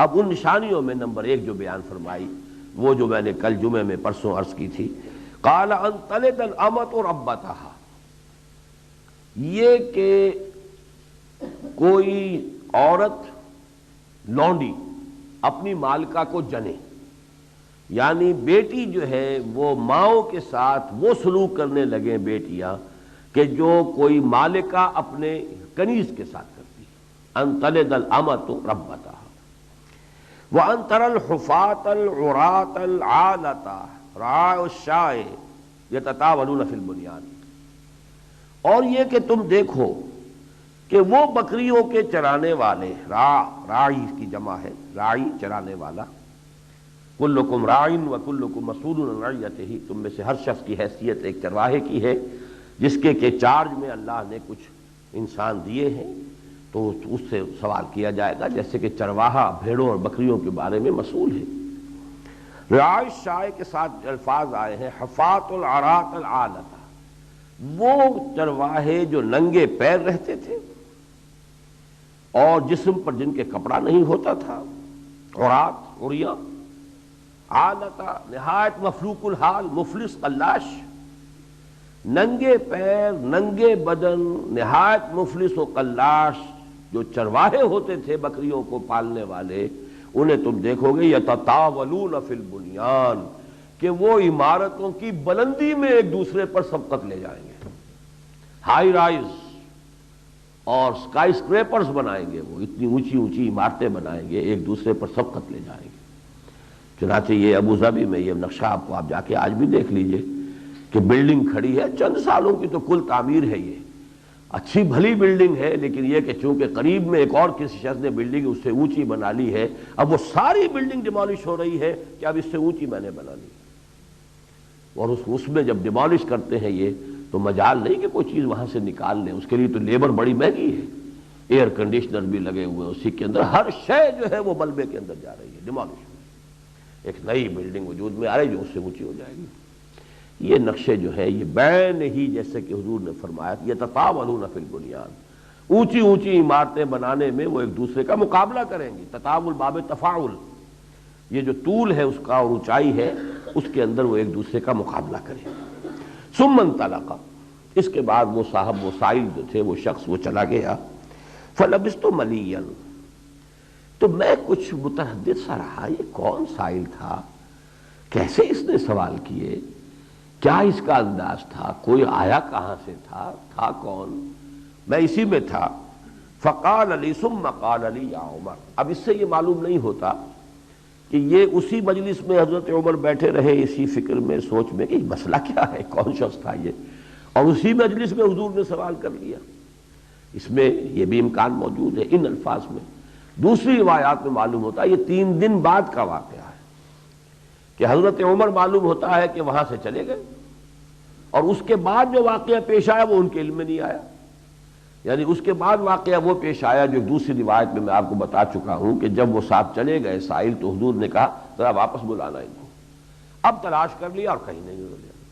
تب حضور نے اسی محفل میں یہ کہہ دیا اوہو یہ جبرائیل تھے جو تمہیں تمہارا دین سکھانے آئے تھے، اور یہ پہلی مرتبہ ایسا ہوا ہے کہ جبرائیل انسانی شکل میں آئے اور میں انہیں پہچان نہیں سکا. لیکن حضرت عمر فرض کیجئے وہاں سے جا چکے ہیں، وہ اپنے تردد کے اندر ابھی چل رہے ہیں، ان کے ذہن میں وہ جو ہے کھدپت جو ہے وہ ہو رہی ہے کہ یہ کون تھا، کیا مسئلہ تھا. تو پھر اس کے بعد ملاقات ہوئی ہے تو حضور نے جب دیکھا کہ عمر کے چہرے پر کچھ اسی طرح کی کیفیات ہے، تردد سا ہے، تو آپ نے پوچھا قال علی یا عمر، آپ نے حضور نے مجھ سے یہ فرمایا اے عمر اتدری من السائل، جانتے ہو تمہیں معلوم ہو گیا یا نہیں کہ وہ کون تھا سائل. قلت اللہ ورسولہ اعلم، حضرت عمر نے عرض کیا اللہ اس کا رسول زیادہ جانتے ہیں۔ فرمایا فإنہ جبریل قال فإنہ جبرائیل اتاکم یعلمکم دینکم، وہ جبرائیل تھے جو تمہیں تمہارا دین سکھانے آئے تھے۔ یہ ہے اس حدیث کا ترجمہ اور مختصر جو اس واقعہ جس طور سے پیش آیا ہے اس کی وضاحت۔ اب اس میں سب سے پہلا سوال جو پیدا ہوتا ہے اس آخری لفظ کے حوالے سے، اور اس پس منظر میں کہ یہ واقعہ پیش آیا ہے حضور کی حیات دنیاوی کے آخری ایام میں۔ ایک روایت میں یہ بھی الفاظ آئے ہیں یہ جبرائیل تھے اس لیے آئے کہ تمہیں تمہارا دین سکھائیں، اذ لم تسألوہ، جبکہ تم نہیں پوچھتے اس کے بارے میں۔ یعنی یہ کہ تمہیں یہ چیزیں خود پوچھنی چاہیے تھی، تمہیں چاہیے تھا کہ ان حقائق کا مجھ سے وضاحت ان کی طلب کرتے۔ اذ لم تسألوہ، تم نے جب نہیں پوچھا تو اب اللہ تعالیٰ نے جبرائیل کو بھیج کر اور ان معاملات کی وضاحت کرا دی۔ یہ بھی وضاحت جو ہے ایک اور روایت کے اندر موجود ہے۔ تو سب سے پہلا سوال یہ پیدا ہوتا ہے کہ اس میں دین کی وہ کون سی بات ہے کہ جو نئی تھی؟ اگر پورا قرآن تقریباً نازل ہو چکا، آخری ایام ہے حضور صلی اللہ علیہ وسلم کی حیات طیبہ کے، پورا قرآن نازل ہو چکا اور حدیثیں اور آپ کی وضاحتیں پوری صحابہ کے سامنے آ چکی، تو آخر اس میں وہ کون سی نئی قیامت ہے کہ جو اس حدیث کے اندر آ گئی؟ یہ ایک بہت اہم سوال ہے، اور ظاہر بات ہے کہ علم کا جو ارتقاء ہے وہ سوالات ہی کے ذریعے سے ہوتا ہے۔ سوال اٹھے گا، اب آپ اس کا جواب تلاش کریں گے تو آپ کو علم کے نئے گوشے، نئی معرفت، نئی انڈرسٹینڈنگز، نئی گہرائیاں، نئی حکمتیں آپ پر منکشف ہوں گی۔ اس میں اصل میں نوٹ کر لیجئے کہ اس حدیث کو اب آپ 3 حصوں میں تقسیم کر لیجئے۔ ایک حصہ ہے ایمان اور اسلام کی ڈیفینیشن، دوسرا حصہ ہے احسان کی ڈیفینیشن، تیسرا ہے قیامت کے بارے میں اس کی علامات کے بارے میں سوال۔ حالانکہ وہ پہلے بھی سوال 2 بن جاتے ہیں، دوسرے بھی سوال 2 ہیں، درمیان کا سوال ایک ہی ہے۔ اخبرنی عن الاسلام، اخبرنی عن الایمان، ان کو جوائن کر لیجئے، یہ ایک موضوع ہے۔ اخبرنی عن الساعہ، اخبرنی عن اماراتہا، یہ دونوں جو ہیں یکجا ہو گئے، یہ بھی 2 سوال ہیں لیکن بات ایک ہی ہے۔ درمیان میں ہے وہ 5واں سوال جو ہے وہ ہے احسان کے بارے میں۔ اسلام اور ایمان کے بارے میں اہم ترین جو موضوع ہے وہ یہ ہے کہ اس کا معاملہ قرآن میں اور حدیث میں گڈمڈ ہے۔ میں بڑا سخت لفظ استعمال کر رہا ہوں تاکہ آپ چونک جائیں۔ گڈمڈ کی کیا معنی ہے؟ یہ 2 الفاظ ہم معنی اور مترادف الفاظ کے طور پر بھی مستعمل ہیں، اور ان کا ایک علیحدہ مفہوم بھی ہے، اور اس سے بڑے بڑے مسئلے پیدا ہو گئے، بڑے بڑے اشکالات جو ہیں انہوں نے جنم لیا۔ مثلاً آپ کو وہ حدیث بھی مل جائے گی واللہ لا یؤمنو، واللہ لا یؤمنو، واللہ لا یؤمنو، خدا کی قسم وہ شخص مومن نہیں، خدا کی قسم وہ شخص مومن نہیں، خدا کی قسم وہ شخص مومن نہیں۔ قیل من یا رسول اللہ، پوچھا گیا ہے اللہ کے رسول کون؟ فرمایا من لا یأمن جارہ بوائقہ، وہ شخص کہ جس کی ایذا رسانی سے اس کا پڑوسی چین میں نہیں، کج خلق ہے، بد اخلاق ہے، درست خو ہے، پڑوسی کو پریشان کرتا ہے، تو خدا کی قسم وہ مومن نہیں ہے، خدا کی قسم وہ مومن نہیں ہے، خدا کی قسم وہ مومن نہیں ہے۔ اب یہ کہ نہ کوئی گناہ کبیرہ ہے، نہ کوئی معصیت عظیمہ ہے، کج خلقی کی بات ہے، اور قسمیں کھائی ہیں 3 دفعہ کہ وہ مومن نہیں، تو مومن نہیں تو کیا کافر ہے؟ اگر کافر ہے تو مرتد ہے، مرتد ہے تو قتل کرو۔ ایک طرف تو یہ حدیثیں بھی ہیں، دوسری طرف وہ حدیثیں بھی ہیں من قال لا الہ الا اللہ دخل الجنہ، جس نے کہہ دیا لا الہ الا اللہ جنت میں داخل ہو گیا۔ اب کتنا فاصلہ ہو گیا؟ عشق تاب صبوری 1000 فرسنگست، یہ تو 1000 نہیں کہ لاکھوں میل کا فاصلہ ہو گیا۔ ایک طرف من قال لا الہ الا اللہ دخل الجنہ ہے، اور ایک طرف یہ ہے واللہ لا یؤمنو، واللہ لا یؤمنو، واللہ لا یؤمنو۔ ایک طرف یہ بھی ہے لا یزنی الزانی حین یزنی وہو مومن، ولا یسرق السارق حین یسرق وہو مومن، کوئی زانی حالت ایمان میں زنا نہیں کرتا، جب حالت ایمان میں نہیں ہے تو کفر ہو گیا۔ اس کا مطلب یہ کہ زانی کافر ہے، مرتد ہو گیا، قتل کرو۔ لیکن یہ کہ آپ کو معلوم ہے کہ اگر زانی غیر شادی شدہ ہے تو قتل یا رجم اس کی سزا نہیں ہے، وہ تو صرف جو ہے وہ 100 کوڑے ہیں جو اس کو مارے جائیں گے۔ لا یشرب الشرب خمر وحین یشربہ مومن، کوئی شرابی حالت ایمان میں شراب نہیں پیتا۔ اب اگر وہ ایمان اس سے زائل ہو گیا ہے تو وہ کافر ہو گیا، کافر ہو گیا تو وہ مرتد ہو گیا، مرتد ہو گیا تو واجب القتل ہو گیا۔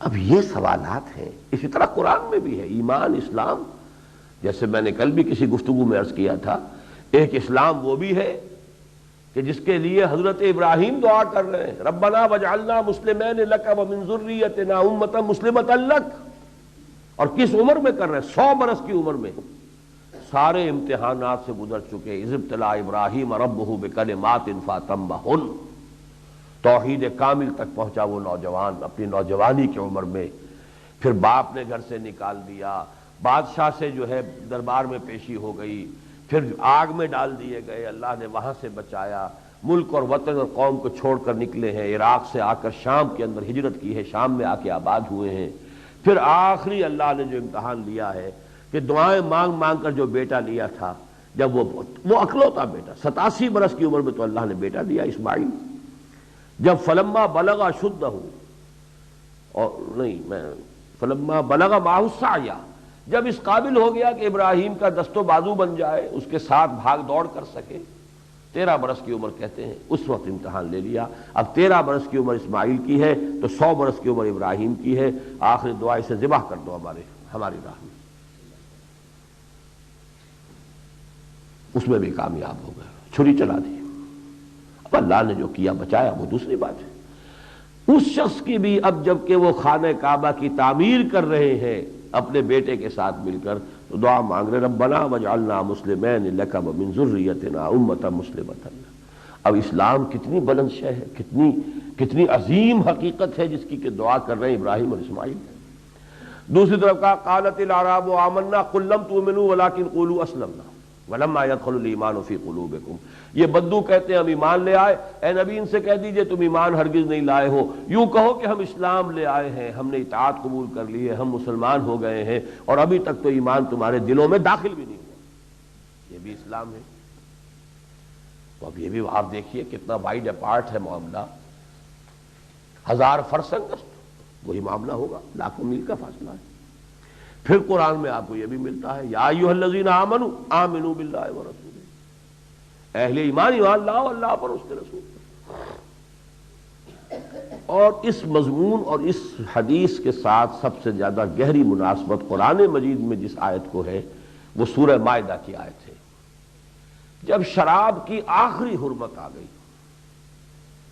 اور اب صحابہ نے چھوڑ دی شراب، اب انہیں ایک تشویش لاحق ہوئی کہ یہ ہم اتنے عرصے جو شراب پیتے رہے اور اس طرح پیتے رہے، ہم تو بلا نوش تھے، بالکل جیسے مغرب میں پینے کی اصل شے جو ہے شراب ہے، پانی تو دھونے ہونے کے کام آنے والی شے ہے، کوئی پینے کی شے تھوڑا ہی ہے۔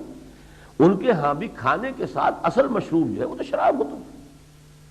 تو ہمارے تو یوں کہیے آج کی اصطلاح میں کہہ رہا ہوں، ہمارے تو ایک ایک سیل کے اندر رچی بسی ہوئی ہے شراب، تو ہمارا کیا بنے گا؟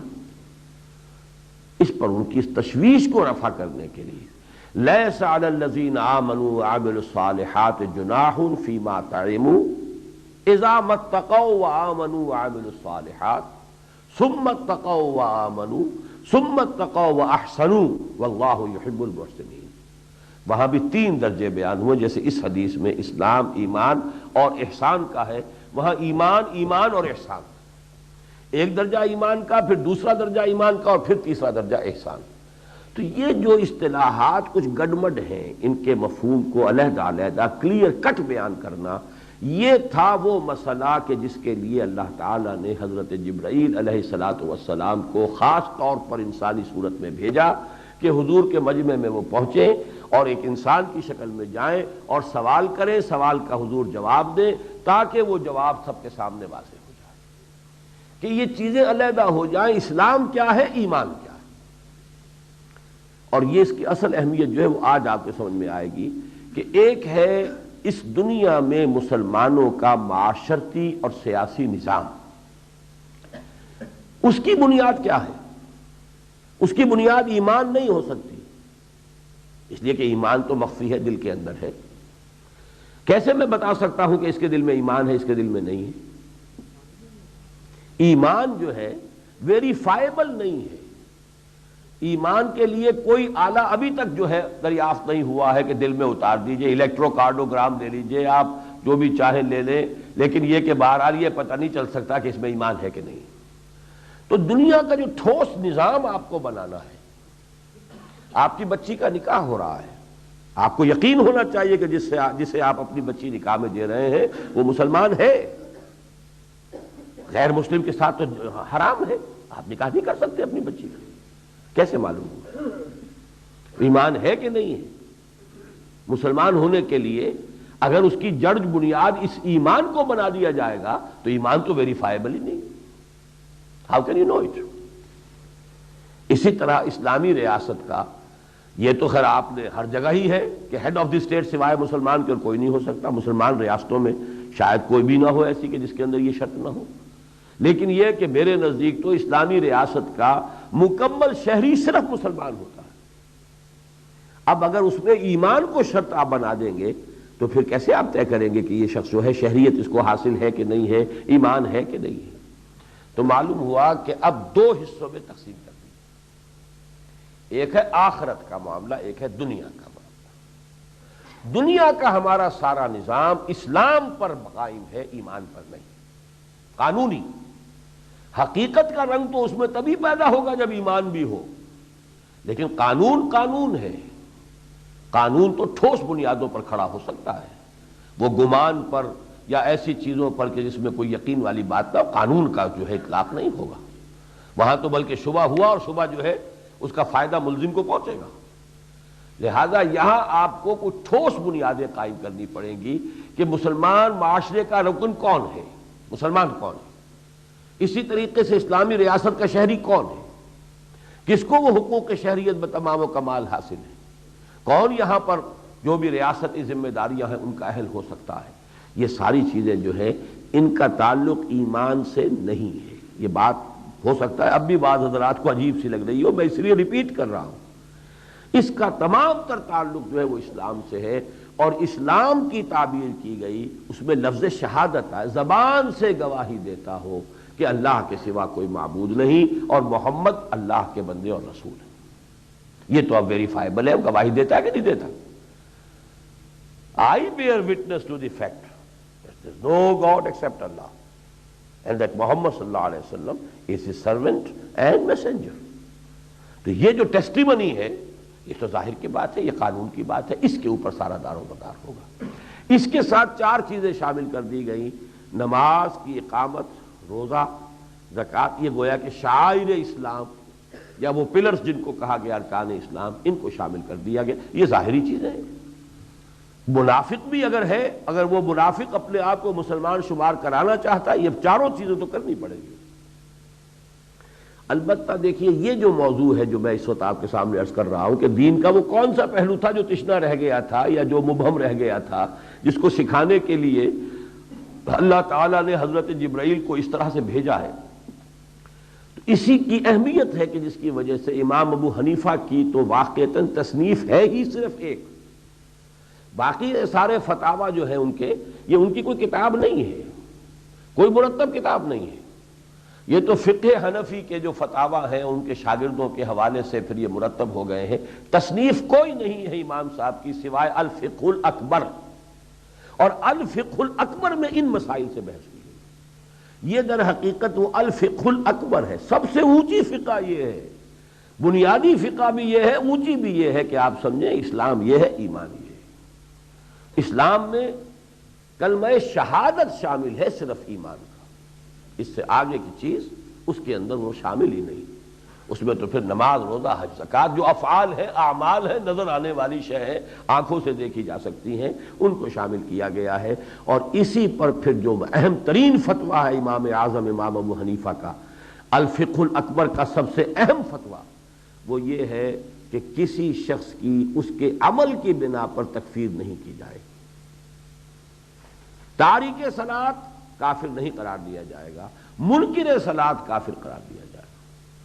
تارک صلاۃ مجرم ہے، تعزیر ہوگی، اسے مارا جائے گا، اسے جیل میں ڈالا جائے گا، بعض حضرات جو ہے قتل تک کے بھی اس کا فتویٰ دیتے ہیں، بعض فقہا، امام صاحب نہیں دیتے، امام ابو حنیفہ کے نزدیک نہیں، وہ یہی ہے کہ اس کو جیل میں ڈالا جائے یہاں تک کہ وہ توبہ کرے اور وعدہ کرے کہ میں نماز پڑھوں گا پابندی کے ساتھ، تب چھوڑا جائے۔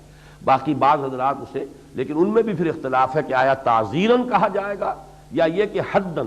حد تو اس صورت میں قتل کی ہوتی جب اسے مرتد مان لیا جائے، تو بعض لوگ اس انتہا تک چلے گئے ہیں کہ جو تارک صلاۃ ہے وہ کافر ہو گیا، مرتد ہو گیا، اور اس کو قتل کیا جائے حد کے طور پر، کہ وہ مرتد کی حد اس کے اوپر اجرا کر دیا جائے۔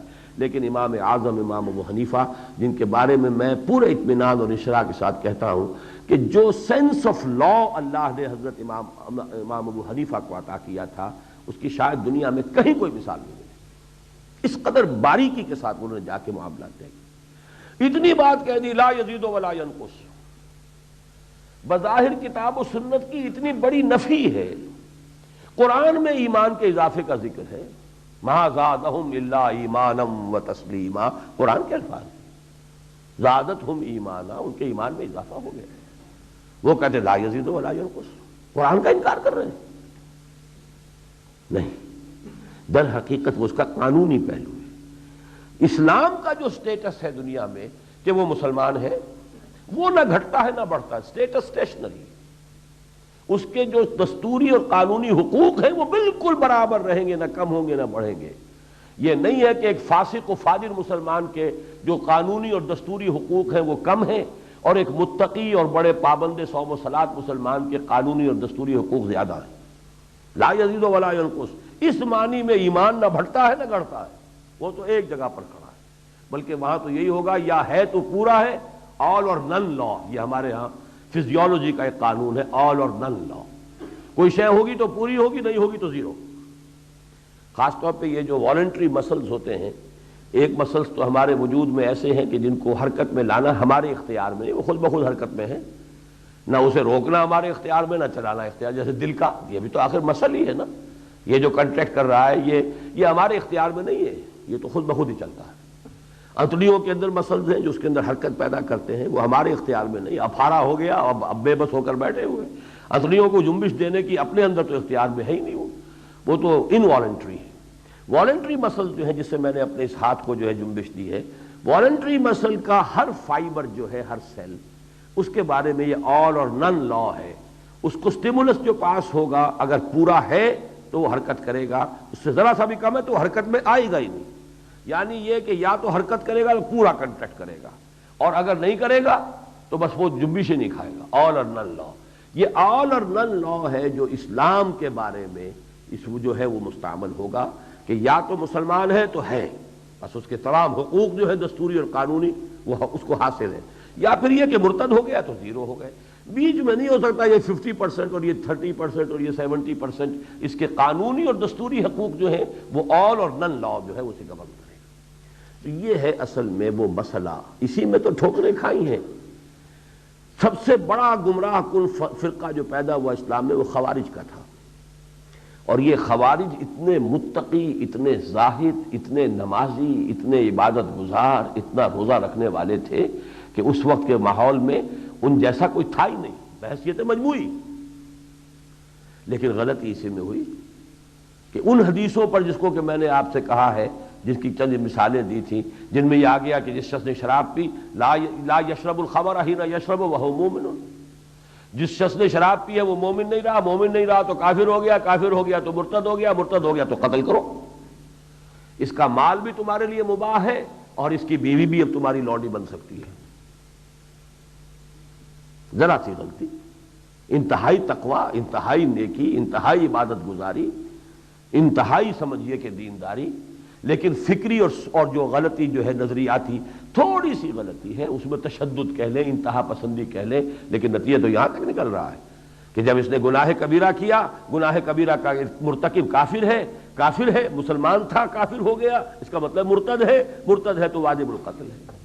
اس کا مال بھی مباح ہے، آپ لیجئے، وہ اب آپ کے لیے مال غنیمت ہے، اس کی بیوی ہے یا اس کی جو بھی خواتین ہے وہ بھی مباح ہے، وہ تمہارے لیے کنیزوں کی حیثیت سے اب گویا کہ تمہارے لیے مال غنیمت ہے۔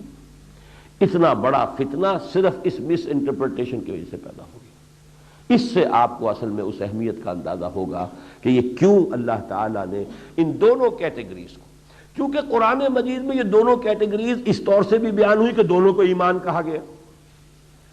دو مثالیں میں دے چکا ہوں، دونوں ہی ایمان ہے ایک درجے میں۔ اس کو میں نے تقسیم کیا ہے قانون ایمانی، قانون حقیقی، ایمان قانونی، ایمان حقیقی، ایک قانونی ایمان، ایک حقیقی ایمان۔ لیکن قرآن میں تو یہ الفاظ نہیں ہے نا، یہ تو میری تعبیر ہے، یہ تو میری توضیح ہے، تشریح ہے، اضافہ ہے۔ قرآن تو کہہ رہا ہے یا ایھا الذین آمنوا آمنوا باللہ ورسولہ، اے اہل ایمان، ایمان لاؤ اللہ پر، اس کے رسول پر۔ کیا مانے؟ اہل ایمان ہیں، ایمان کے دعوے دار ہیں، اب کیا ایمان لائے؟ اور مان تو لیا انہوں نے، اللہ کو مان لیا، رسول کو مان لیا، قیامت کو مان لیا، آخرت کو مان لیا، کتاب کو مان لیا۔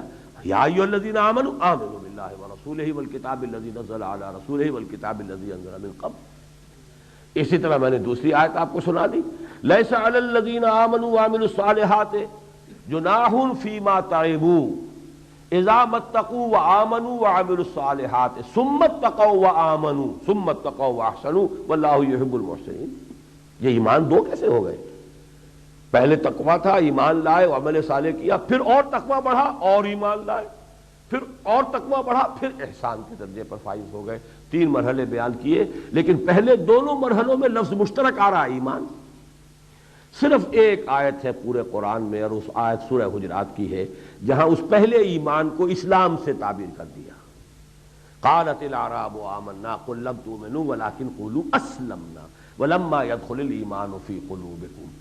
یہ بدو کہہ رہے ہیں کہ ہم ایمان لے آئے، اے نبی ان سے کہہ دیجئے کہ تم ایمان ہرگز نہیں لائے ہو، یہ کہہ سکتے ہو کہ ہم اسلام لے آئے، ہم مسلمان ہو گئے، ہم نے اطاعت قبول کر لی، ابھی تک ایمان تمہارے دلوں میں تو داخل تک نہیں ہوا۔ لیکن یہ کہ قرآن کی تو ایک آیت ہوئی، دوسری آیتوں میں ایمان ایمان دو الفاظ بھی آ رہے ہیں، اور پھر اسلام کا وہ مقام بھی آ رہا ہے کہ حضرت ابراہیم بھی دعا کر رہے ہیں ربنا وجعلنا مسلمین لک۔ تو اس تمام مسئلے کو کلیئر کر دینا، بالکل دودھ کا دودھ پانی کا پانی، اس کو علیحدہ کیٹیگریز کی شکل میں بیان کر دینا، یہ ہے اس حدیث کا اصل میں اہمیت کا معاملہ، اور اسی لیے یہ ام السنہ ہے، اور اسی لیے میں نے جیسا کہ عرض کیا امام ابو حنیفہ کی شرف نگاہی کا معاملہ یہ ہے کہ انہوں نے الفقہ الاکبر جس کو کہا ہے، سب سے بڑا تفقہ جو ہے دین کا، سب سے اہم پہلو وہ یہی ہے کہ اس مسئلے کو واضح کر دیا جائے۔ گناہ کبیرہ کا مرتکب بھی کافر نہیں ہے، مسلمان ہی رہے گا۔ ہاں منکر ہے کسی شے کا جو دین کی بنیادی چیزوں میں سے ہے، ضروریات دینی کا منکر کافر ہو جائے گا۔ کہے میں نماز مانتا ہی نہیں، اب گیا، اب یہ ارتداد ہے۔ میں روزے کو مانتا ہی نہیں، اب یہ ارتداد ہوگا۔ لیکن یہ ماننا نہ ماننا تو اس کا اپنا قول ہوگا نا۔ عمل یہ روزہ نہیں رکھ رہا، یہ بس ایک طرح کی کوتاہی ہے، اس پہ جو بھی تعزیر ہو، مختلف ائمہ کے نزدیک سزا دے، تعزیر ہو۔ نماز نہیں پڑھ رہا ہے، تعزیراً اس کو ساتھ جو معاملہ کیا جائے۔ مسلمان وہ رہتا ہے، یہاں تک کہ زنا کا شخص مرتکب، شادی شدہ، اگر اس کو آپ نے رجم کر کے اس کو ہلاک کیا ہے تب بھی اس کی نماز جنازہ پڑھی جائے گی، مسلمان مانا جائے گا اس کو، اے اللہ اس کا گناہ بخش دے۔ ایک صحابی اور ایک صحابیہ کو حضور نے خود رجم کرایا ہے، لیکن ساتھ ہی یہ الفاظ بھی کہے کہ انہوں نے وہ توبہ کی ہے کیونکہ خود آئے تھے، کوئی گواہی ان پر نہیں تھی، کوئی پروسیکیوشن نہیں تھا، کوئی حد جو ہے کوئی الزام لگا کر ثابت نہیں کیا کسی نے، چار گواہ نہیں تھے، کوئی ایک گواہ بھی نہیں تھا، وہ تو خود آئے ہیں، اے اللہ کے رسول ہم سے یہ خطا ہو گئی ہے، اب ہمیں پاک کر دیجیے اور ہمیں یہ گویا کہ رجم کر دیجیے تاکہ ہم دنیا میں اس گناہ کی سزا بھگت لیں اور آخرت میں اللہ تعالی ہمیں معاف فرمائے۔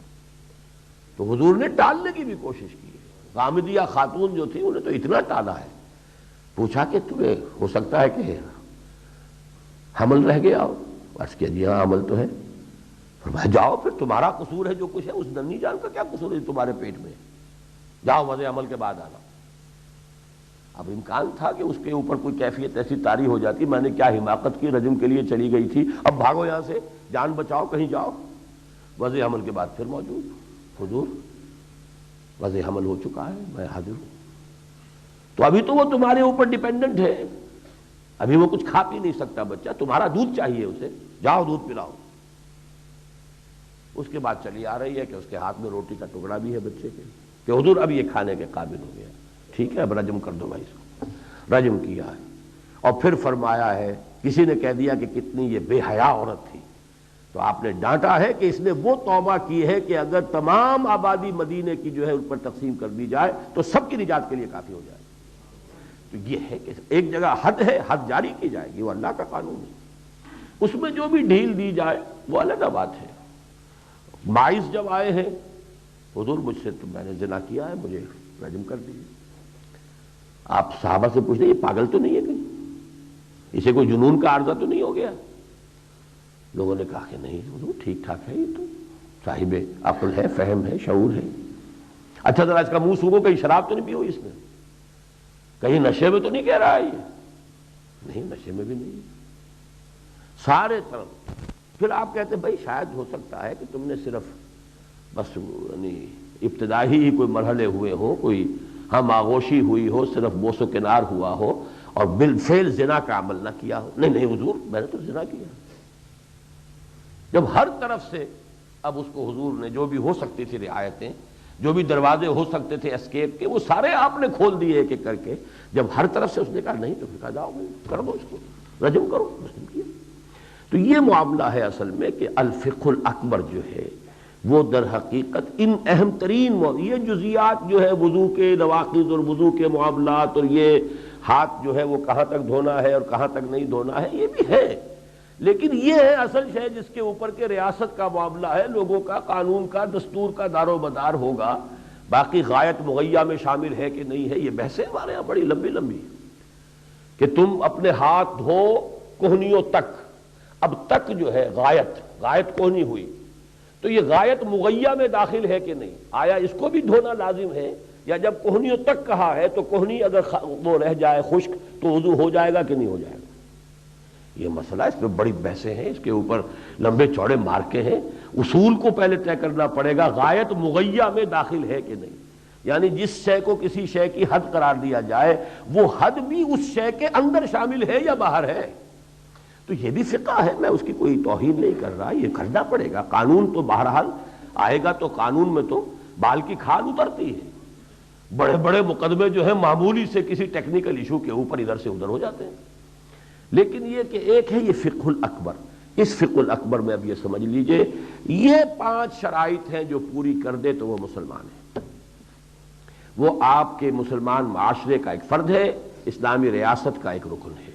اب جو بھی وہ کرے غلط حرکت سزا دیجئے، چوری کرتا ہے ہاتھ کاٹ دیجئے، جو بھی چاہے کرے اس کا معاملہ جو الا بحق الاسلام، جو قانون شریعت کی زد میں کوئی جو جس درجے میں کوئی شخص آ گیا اس درجے میں آ جائے گا، لیکن یہ کہ اس کو بنیادی طور پر مسلمان تسلیم کیا جائے گا، یہ ہے اسلام. لیکن ایمان یہ نہیں ہے.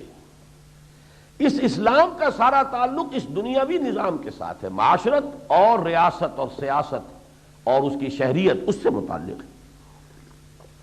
جبکہ ہمیں معلوم ہے کہ اصل معاملہ جو اللہ کے ہاں طے ہونا ہے وہ تو ایمان پر ہونا ہے. وہ معذور اور مجبور نہیں ہے ہماری طرح کہ وہ جھانک کر نہ دیکھ سکے کہ ایمان ہے کہ نہیں. وہ علیم بذات الصدور، وہ جاننے والا ہے سینوں کے اندر کے حالات. وہاں ڈیسائیڈ یہ نہیں ہوگا یہ شخص دنیا میں مسلمان سمجھا جاتا تھا تو بس ٹھیک ہے جنت میں بھیج دو اس کو. وہاں تو ہوگا اس میں ایمان تھا کہ نہیں. پھر ایمان کے ساتھ عمل صالح تلے ہی گے اعمال تب جب کہ ایمان ہو، ورنہ تول ہی نہیں ہے. لا نقیم لہم یوم القیامت وزنا، ایمان ہی نہیں ہے تو اعمال کون سے تلیں گے؟ ایمان کے بغیر تہجد گزار ہو کوئی شخص تو تہجد میں کیا وزن ہے اگر ایمان ہی نہیں ہے؟ انبار ہو تہجدوں کے اور انبار ہو اور عبادتوں کے، ایمان بھی ہے کہ نہیں پہلے تو یہ دیکھو. ایمان ہے تو اب اس کے عمل تولے جائیں گے. نیکیاں زیادہ ہیں یا بدیاں زیادہ ہیں؟ بدیاں زیادہ ہیں تو بھائی جہنم میں تو جائے گا، البتہ اپنے گناہوں کی بقدر سزا پا کر پھر جہنم سے نکال کر اس ایمان کی بنیاد پر کہ جو اس کے دل میں تھا جنت میں داخل کر دیا. اور اگر پہلے ہی سے جو نیکیوں کا پلڑا بھاری ہے تو سیدھا جنت میں جائے گا. لیکن یہ سارا معاملہ ایمان کی بنیاد پر ہے. وہ ایمان اگر ہے حقیقتاً تو پھر یہ کہ انسان کو فوری طور پر یا بالآخر جنت جو ہے وہ مل جائے گی. ایمان نہیں ہے تو اور چاہے کچھ بھی ہو دنیا میں وہ مسلمانوں کا بڑا عظیم قائد بنا پھرتا ہو، بڑا رہنما بنا پھرتا ہو، بہت بڑا مرشد بنا پھرتا ہو، بہت بڑا معلم اور عالم اور مفسر اور فقیہ اور محدث بنا پھرتا ہو، جو بھی ہو، اگر وہ ایمان نہیں ہے تو قیامت میں اس کے لیے کچھ نہیں. یہ ہے وہ ایمان. اب پوچھا کہ ایمان کسے کہتے ہیں؟ اس کا جواب ہے کہ تم یقین رکھو اللہ پر.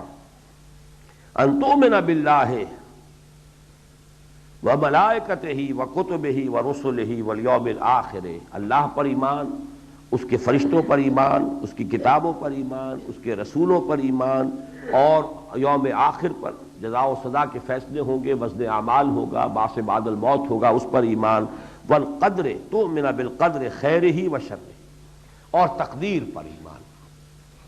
یہ تقدیر پر ایمان، ویسے ایک بات تو یہ نوٹ کر لیجئے، الحمدللہ ہم نے تنظیم اسلامی کے لیے جو نظام العمل بنایا ہے، اس کی ایک تو ہے تفاصیل، قواعد و ضوابط، وہ تو علیحدہ کتابچہ ہے۔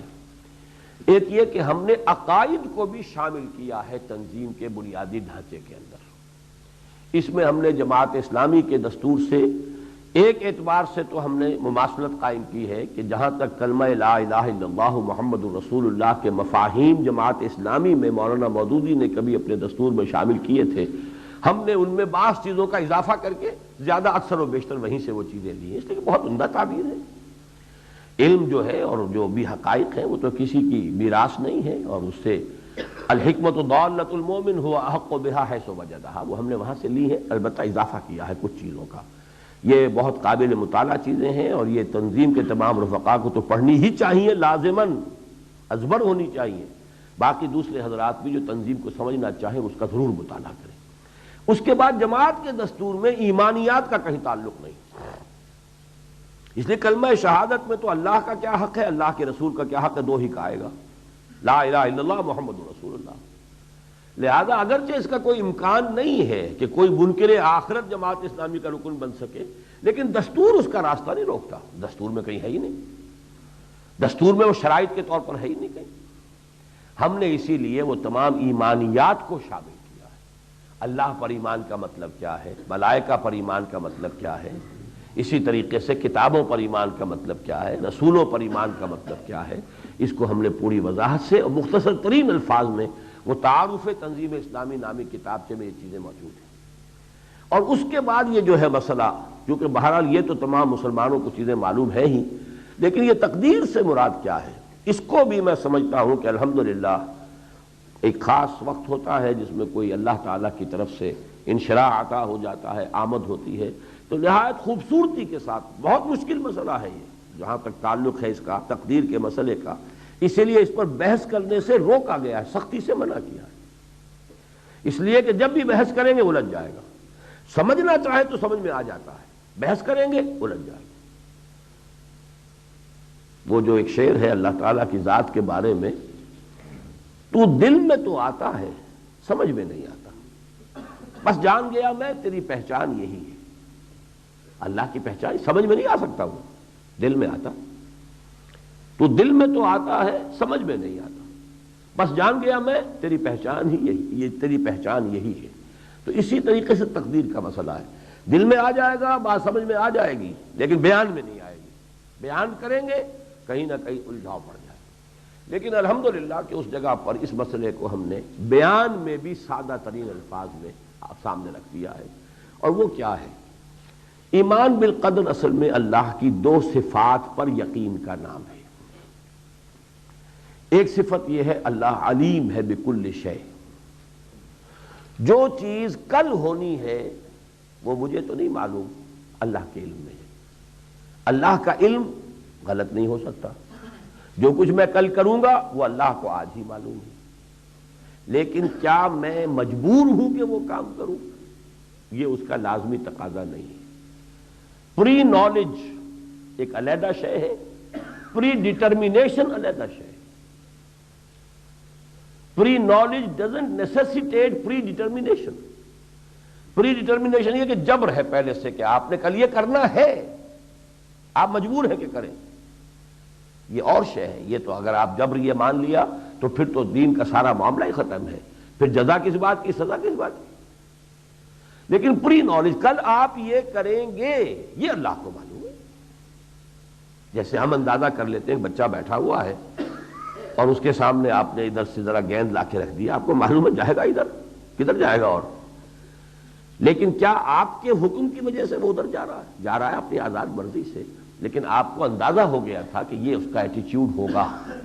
ہمارا اندازہ غلط بھی ہو سکتا ہے بچے کا اس وقت دھیان کسی اور ہی طرف ہو، وہ نہ ہی متوجہ ہو اس گیند کی طرف، لیکن اللہ کا علم غلط نہیں ہو سکتا، بس یہ فرق ہے۔ تو ایک تو اللہ کے علم پر کامل یقین، یہ ہے اصل میں کہ جو ضروری ہے کہ جو شے ہونے والی ہے اللہ کے علم میں موجود ہے، فی کتاب، ایک کتاب، اور کتاب سے مراد علم خداوندی۔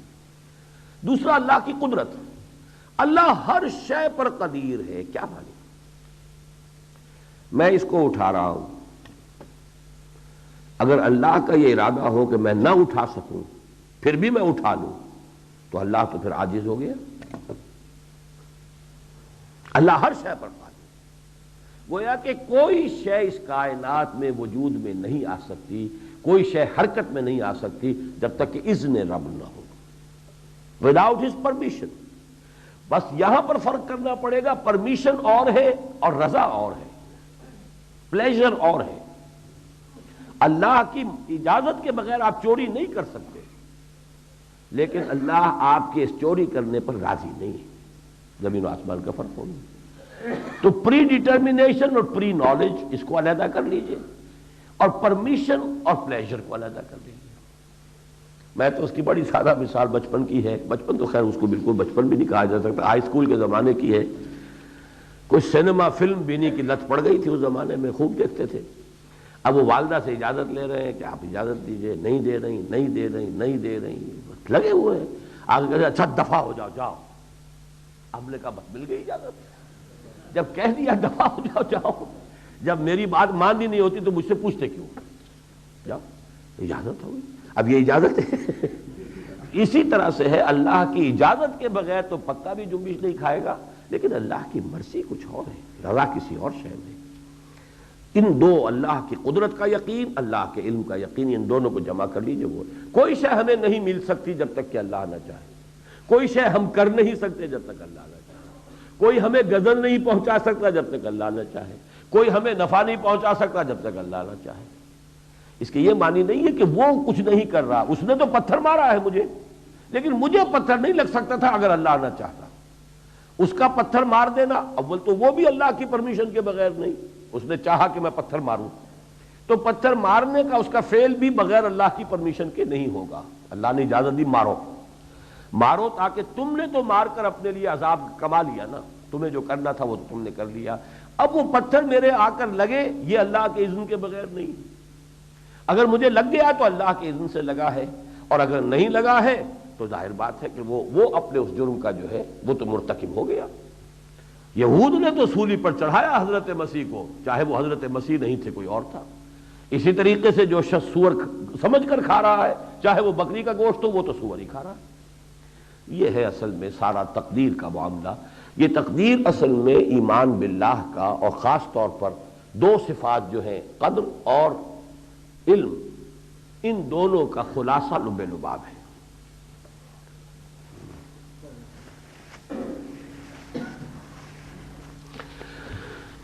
اچھا، اب یہ تو پہلا حصہ جو ہے میں سمجھتا ہوں کہ اس پر اب ہمیں ختم کرنی چاہیے بات، کہ اس حدیث کا پہلا حصہ جس کی اصل اہمیت ہے یہ ہے الفقہ الاکبر۔ اسلام کو علیحدہ ذہن میں رکھیے، ایمان کو علیحدہ رکھیے۔ آخرت کا سارا معاملہ ایمان سے متعلق ہے، اسلام سے متعلق نہیں۔ ایمان حقیقی ہوگا تو اسلام خود بخود ہی آ جائے گا، وہ تو ہے ہی اس کے تابع، لیکن دنیا کا معاملہ سارا کا سارا اسلام پر ہے، ایمان پر نہیں۔ اب آئیے فاخبرنی عن الاحسان۔ اب سوال تیسرا یہ تھا، اور یہ دوسرا حصہ تھا جو مضامین کے اعتبار سے میں نے اس کو کیا، وہ یہ احسان کیا ہے۔ اس میں جو پہلی بات میں نے عرض کی تھی وہ یہ کہ یہ قرآن مجید کا اس اعتبار سے بڑا مظلوم لفظ ہے، یہ ہماری وکیبلری سے نکل گیا، بول چال سے نکل گیا، ریفرنس سے نکل گیا، حالانکہ بنیادی اصطلاح ہے۔ حدیث جبرائیل میں اسلام، ایمان، احسان، کس درجے اہمیت ہوگی اس لفظ کی۔ قرآن میں بار بار آتا واللہ یحب المحسنین۔ اب محسنین کا جو عام آدمی بھی ترجمہ کر کے سمجھے گا، اللہ احسان کرنے والوں کو پسند کرتا ہے۔ احسان کیا ہے؟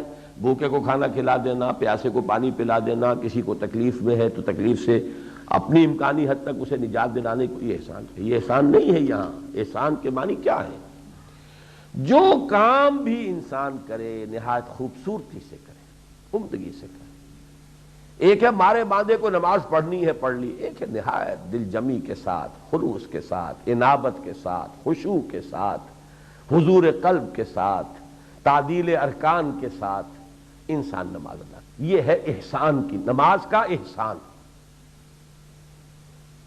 جیسے کہ آتا ہے اذا قتلتم فاحسنوا القتلۃ واذا ذبحتم فاحسنوا الذبحۃ، اے مسلمانوں جب کسی کو قتل کرنا ہو تو خوبصورتی سے قتل کرو، یہ نہیں کہ اسے تڑپا تڑپا کے مارو، کوشش کرو کہ ایک ہی بار سے جو اس کی گردن جدا ہو جائے، اس کو تکلیف پہنچانا جو ہے، قتل کرنا ہے تو قتل بھی عمدگی کے ساتھ کرو۔ ذبح کرتے ہو تو کند چھری لے کر جو اس کے اوپر کشتی نہ شروع کر دو گردن کے اوپر، بلکہ چھری کو تیز کرو تاکہ وہ ایک ہی بار کے اندر جو ہے وہ اس کا جو بھی حصہ کاٹنا ہے وہ کٹ جائے، اسے وہ تکلیف تو نہ ہو کہ جو ایک آدمی کشتی کر رہا ہے اس کے ساتھ چھری کے ساتھ۔ تو احسان کا لفظ آیا، اذا قتلتم فاحسنوا القتلۃ واذا ذبحتم فاحسنوا الذبح، ذبح کرنا ہے، قتل کرنا ہے، اس کے اندر بھی ایک حسن ہے، خوبی ہے، عمدگی ہے، اس کو اچھے انداز میں کرو۔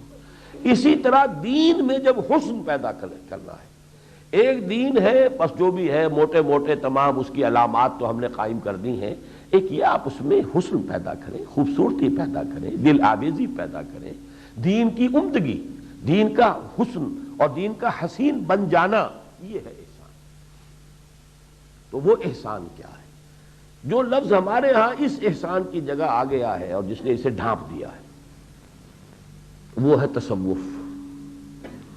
جہاں تک تو اس موضوع کا تعلق ہے اس کی اہمیت جو ہے وہ تو اتنی تھی کہ جس کی وجہ سے یہ تصوف جو ہے ایک بڑا عظیم الشان فن بن گیا، علم بن گیا، اس کے فلسفے اپنے ہیں، اس کا اپنا پورا نظام ہے، اس کا پھر پورا نظام العمل ہے، اس کے معمولات ہیں، اذکار کے طور طریقے ہیں، مختلف سلسلوں کے مختلف ہیں، اسی طریقے سے مراقبے ہیں، کسی کا کسی طرح کا مراقبہ ہے، کسی کا کسی طرح کا مراقبہ ہے۔ اس سے اندازہ ہوتا ہے، یعنی یہ سرکمسٹانشل ایویڈنس ہے کہ یہ اس کی دلیل قطعی ہے کہ یہ بات اہم بہت ہے، لیکن بس بدقسمتی یہ ہوئی، سب سے پہلی بدقسمتی، اور اس پر بدقسمتیوں کا اضافہ ہو جاتا ہے۔ پہلی بدقسمتی تو یہ ہوئی کہ اصل لفظ احسان جو دین کا ہے، قرآن کا ہے، حدیث کا ہے، اس سے کاٹ کر لفظ ہی دوسرا جوڑ دیا، تصوف، جس کے بارے میں آج تک کوئی قطعیت کے ساتھ یہ نہیں کہہ سکا کہ یہ لفظ آیا کہاں سے ہے۔ صوف سے بن سکتا ہے تصوف لفظی اعتبار سے، کیونکہ ہمارے جو ابتدائی تابعین کے دور ہی میں کچھ جو اس طرح کے حضرات جن پر زہد کا غلبہ ہو گیا تھا، جیسا کہ میں نے عرض کیا نا کہ صحابہ میں بھی ایسے تھے، صحابہ میں ایسے بھی تھے کہ جن کا اصل جوہر جو ہے میدان جنگ میں کھلتا تھا، مقابلہ اور قتال۔ صحابہ میں ایسے بھی تھے جو راتوں کو کھڑے رہتے تھے، جس پر کہ حضور کو روکنا پڑا۔ ایک ہے عمرو بن العاص، وہ میدان کے آدمی ہے، جنگ کے آدمی ہے، سیاست کے آدمی ہے، اور یوں سمجھیے کہ جس کو آج کل آپ کہتے ہیں کہ جو تدبر ہے سیاست کا، سیاست دانی ہے، ڈپلومیسی ہے، ڈپلومیسی اچھے سینس میں، برے سینس میں نہیں، وہ اس طرح کے آدمی ہیں۔ ان کے بیٹے ہیں عبداللہ ابن عمرو بن العاص، وہ زاہد انتہائی درجے کے، ہر روز روزہ ہے، پوری رات کھڑے ہیں۔ تو حضور نے ڈانٹا انہیں، یا عبداللہ اولم اخبر انک تقوم اللیل وتصوم النہار، اے عبداللہ مجھے یہ خبر دی گئی ہے کہ تم ساری رات عبادت کرتے ہو، ہر روز روزہ رکھتے ہو۔ عرض کیا بلا یا رسول اللہ، کیا کریں، کیسے چھپائیں؟ ہاں حضور صحیح ہے، آپ کو جو اطلاع آئی ہے وہ غلط نہیں، لا تفعل، مت کرو ایسا، روکنا پڑا ہے۔ فَإِنَّ لِنَفْسِكَ عَلَيْكَ حَقًّا وَإِنَّ لِزَوْجِكَ عَلَيْكَ حَقًّا وَإِنَّ لِزَوْرِكَ عَلَيْكَ حَقًّا، تمہارے اپنے نفس کا بھی تم پر حق ہے، تمہاری بیوی کا بھی تم پر حق ہے، تمہارے ملنے والوں کے، دوستوں کے، آنے والوں کے بھی تم پر حقوق ہیں، یہ تم نے کیا کیا؟ راتوں رات بھر کھڑے ہو۔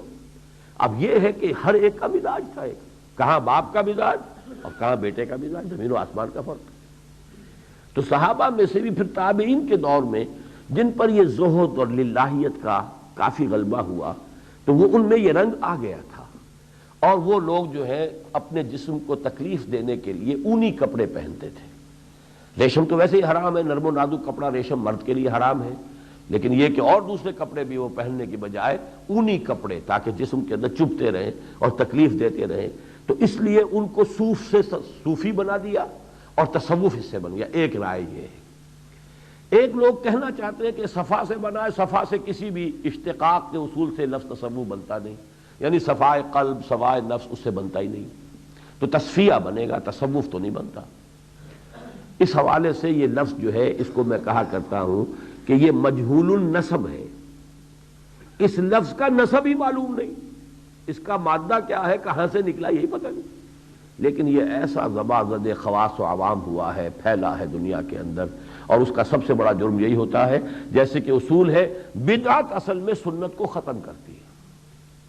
کوئی نئی بات آئے گی، کسی نہ کسی سنت کو دفع کر دے گی، ختم کر دے گی، نگاہوں سے اوجھل کر دے گی. اسی طریقے سے یہ لفظ جو ہے اس نے اس سب سے پہلا ظلم تو یہ کیا، احسان تو گیا. جب احسان گیا تو احسان کی ڈیفینیشن تو حدیث میں آپ کو مل جائے گی، تصوف کی ڈیفینیشن تو حدیث میں نہیں مل سکتی. پھر اس میں وہ مراقبے اور اشغال اور جو اذکار کے طریقے ہیں جو انہوں نے ایجاد کیے ہیں، اس میں افادیت ہے. تو ظاہر بات ہے کہ آدمی جو ہے، جیسے آج کل کی جدید سائیکالوجی میں بھی ہے، آپ کسی چیز کا تکرار کرتے رہیے، تصور باندھے رکھیے، اس کا کوئی نہ کوئی اثر آپ کے اوپر پڑے گا نفسیاتی اعتبار سے. بڑا پیارا مجھے شعر یاد آیا ہے، گر در دلے تو گل گزرت گل باشی، ور بلبل بے قرار بلبل باشی. اگر تمہارے دل میں پھول ہی کا تصور رہے پھول ہی کا، تم خود پھول بن جاؤ گے. گر در دلے تو گل گزرت گل باشی، ور بلبل بے قرار، اگر بلبل بے قرار ہی کا تصور کیے رکھو گے، بلبل باشی، بلبل بن جاؤ گے تم بھی. لیکن یہ کہاں تک جا رہا ہے یہ شعر؟ اب اگلے شعر پہ آپ چونک جائیں گے، گھبرائیں گے، یہ کیا بات کہہ دی. تو جزوی ہو حق کل است گر روز چند، تم تو جزوی ہو، اللہ کی ذات یا حق جو ہے وہ تو ہے کلی، وہ کل ہے، تم ایک جز ہو، وہ کل ہے. تو جزوی ہو حق کل است گر روز چند، اگر کچھ عرصے اندیشہ کل پیشہ کنی کل باشی.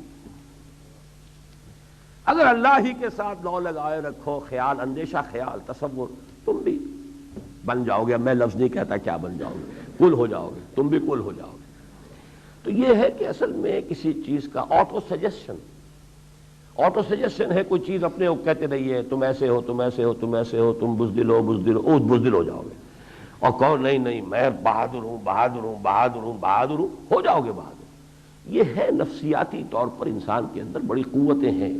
جہاں جسمانی اور قوا جو ہے وہ قوتیں ہیں، وہاں یہ نفسیاتی بھی بہت کچھ ہے. قوت ارادی کو مضبوط کرنے کے لیے ایکسرسائزز ہیں.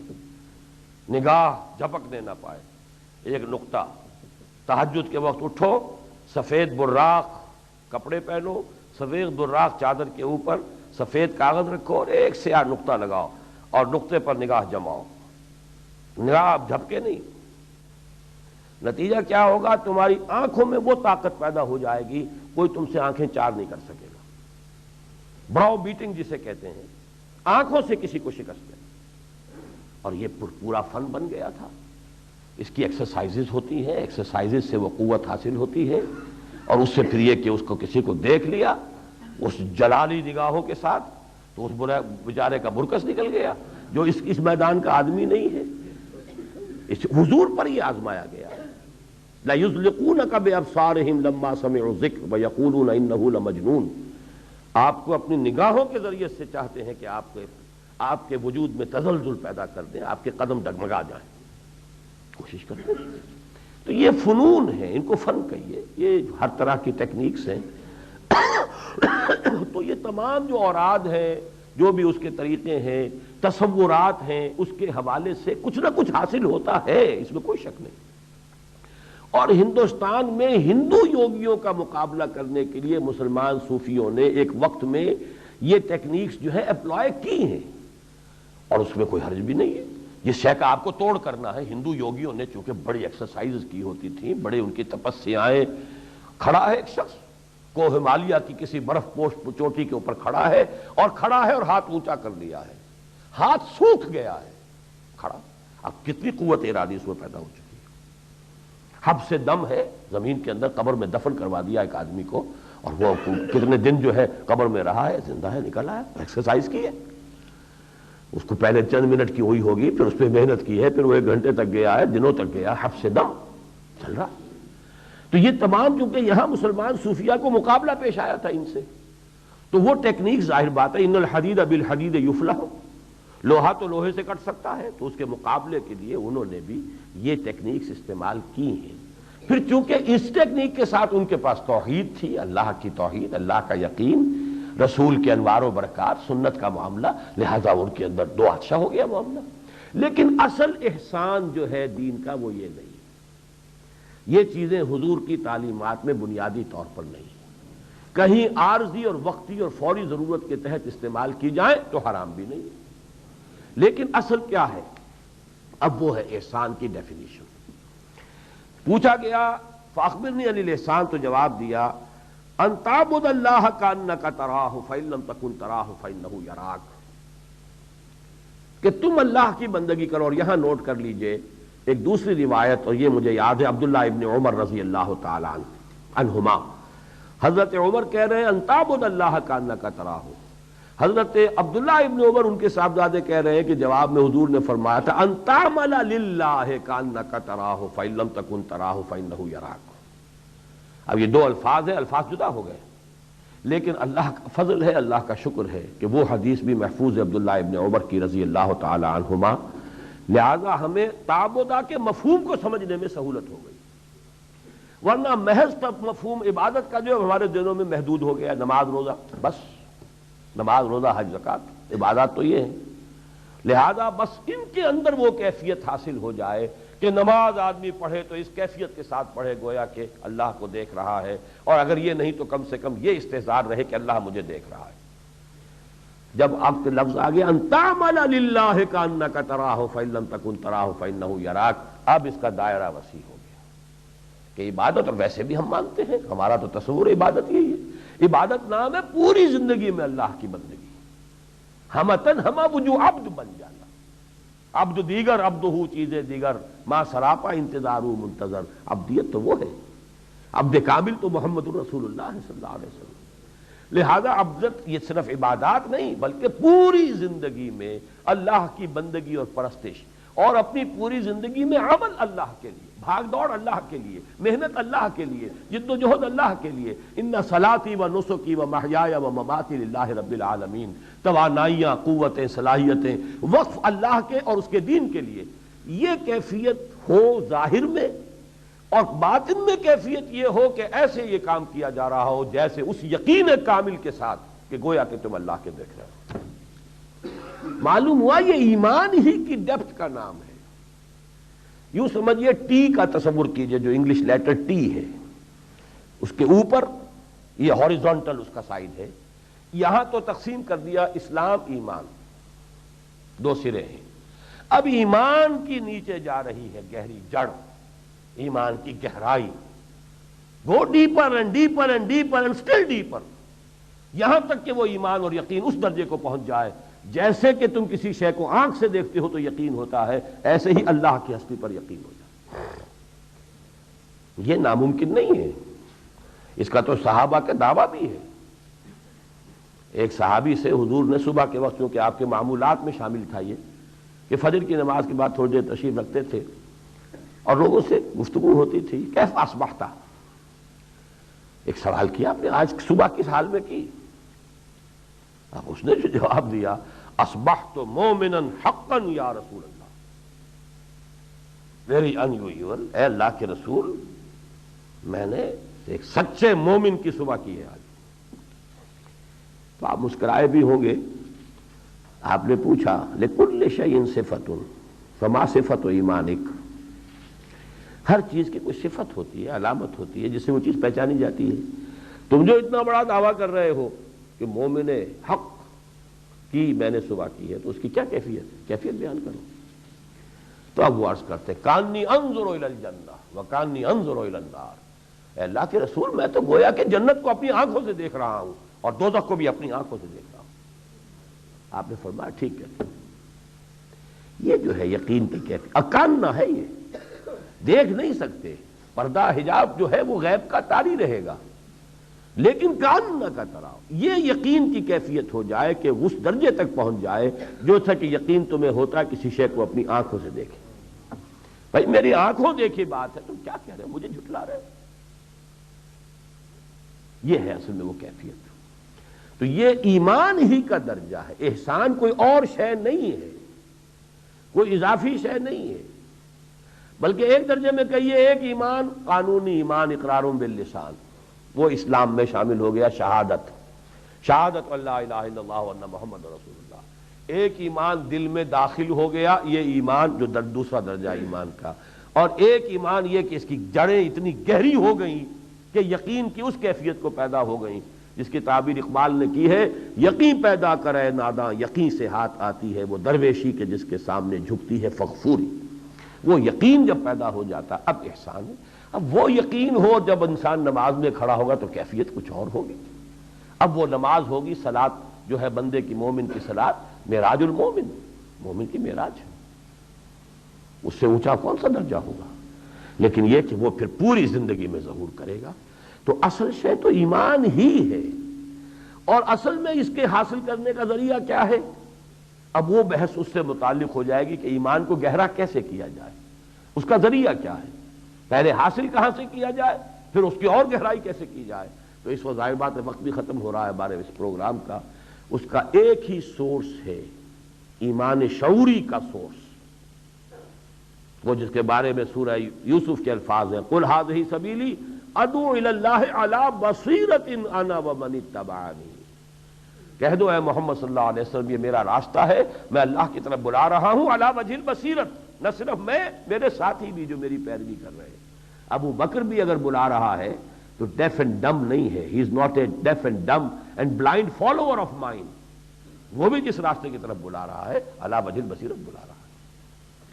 تو وہ علی وجہ البصیرۃ ایمان اور ہے، بلائنڈ فیتھ بھی ایک ایمان ہے، وہ بھی ایمان ہے، ایمان ہونے کے اعتبار سے مؤثر بھی ہوگا، انسانی شخصیت پر ذاتی اعتبار سے اس کے اثرات مترتب ہو جائیں گے، لیکن ایک معاشرے کو بدلنے کے لیے، ایک انقلاب لانے کے لیے ایمان درکار ہے جو علی وجہ البصیرت ہو، جس کے ساتھ کہ کانشس ایمان، انٹلیکچوئل ایمان، انٹلیکچوئل جو ہے ایلیمنٹ اس کا موجود ہو، علی وجہ البصیرت ایمان ہو، اور اس وجہ بصیرت والے ایمان کی صرف ایک سورس ہے اور وہ قرآن ہے اور کچھ نہیں۔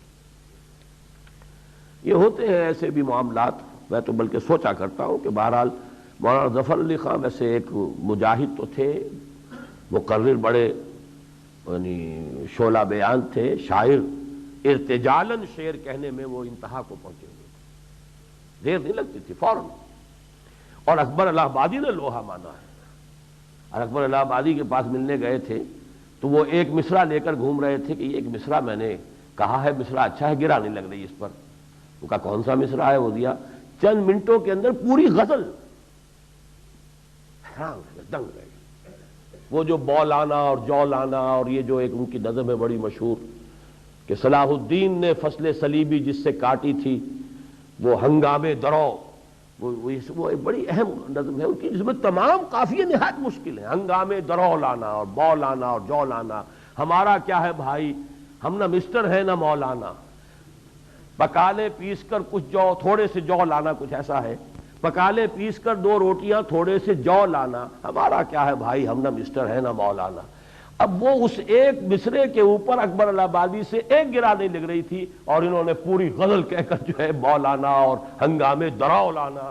تو وہ جو درہاتی اس مہ نو کی، مہ نو، اب دیکھیے جو چاند نیا ہوتا ہے وہ گویا کہ درانتی کا جو ہوتا ہے وہ جو گول وہ ہے، درانتی اس مہ نو کی بہنگامے دراؤ لانا۔ تو واقعہ یہ کہ وہ اس اعتبار سے تو بہت اونچے۔ اور مولانا اسلائی صاحب نے ایک دفعہ کہا تھا کہ میں پنجابی شعراء میں سے اردو پر پوری قدرت رکھنے والا ایک ہی شخص کو مانتا ہوں، اور وہ ہے ظفر علی خان۔ اقبال کو نہیں مانتے تھے وہ، اردو زبان پر، اردو ایک زبان کی حیثیت سے پوری طرح قدرت رکھنے والا وہ صرف ایک شخص ہے اور وہ ظفر علی خان ہے۔ بہرحال میرا اس وقت ذہن جو ادھر گیا ہے وہ ان کے شعر کی طرف ہے، اگرچہ میرے خیال میں وہ اس میدان کے آدمی نہیں تھے، لیکن ہو جاتا ہے کبھی۔ بڑا پیارا شعر کہا ہے، یہ اسلام جو ایمان ہے وہ کہاں سے آئے گا؟ وہ جنس نہیں ایمان جسے لے آئیں دکانیں فلسفہ سے، ڈھونڈے سے ملے گی عاقل کو، عاقل کے لفظ کو نوٹ کیجیے گا، یعنی انٹلیکچوئل ایلیمنٹ جو ہے، ڈھونڈے سے ملے گی عاقل کو یہ قرآن کے سیپاروں میں۔ عقل آپ کی ہو، قرآن پر آپ تدبر کریں، تو ایمان حقیقی حاصل ہوگا۔ ظاہر بات ہے ڈھونڈے سے ملے گی عقل کو یہ قرآن کے سپاروں میں، انٹلیکچوئل ایمان کی سورس سوائے قرآن کے اور کوئی نہیں، اور پھر اس کو بڑھانا ہے بڑھانا ہے بڑھانا ہے، پڑھے جاؤ پڑھے جاؤ پڑھے جاؤ۔ اتل ما اوحی الیک من الکتاب واقم الصلاۃ اتل ما اوحی الیک من کتاب ربک لا مبدل لکلماتہ، پھر تلاوت کرتے رہو، پڑھتے رہو، غور کرتے رہو، تدبر کرو، افلا یتدبرون القرآن، اس سے ہی ایمان گہرا ہوگا۔ ایمان گہرا ہوگا، یقین کی کیفیت میں شدت پیدا ہوگی، ایمان کے منافی عادات اور اطوار اور افعال وہ خود بخود جو ہے پتجھڑ میں جیسے پتے جھڑ جاتے ہیں درختوں پر سے، ایسے جھڑتے چلے جائیں گے۔ یہی عمل تزکیہ ہے، کوئی اور آرٹیفیشل طریقہ تزکیے کا محمد الرسول اللہ صلی اللہ علیہ وسلم سے ثابت نہیں۔ باقی جو اللہ نے دی ہیں عبادات، نماز ہے، روزہ ہے، روزہ بھی تزکیے کی ایک مدد ہے، لیکن یہ سارے اعمال، روزہ ہے، روزہ بھی تزکیے کی ایک مدد ہے، لیکن یہ سارے اعمال کا بھی دار و مدار ایمان پر ہے۔ روزے پر روزے رکھے جائیے، ایمان نہیں ہے، وہ کیفیت حاصل نہیں ہوگی۔ نمازوں کے ڈھیر لگا لیجئے، وہ ایمان کی کیفیت نہیں ہے، یہ رسم بن جائے گی، جس کو شاہ ولی اللہ نے کہا ہے کہ ایک بات عادت بن جانا نماز کا، اس سے بھی نماز کی تاثیر ختم ہو جاتی ہے۔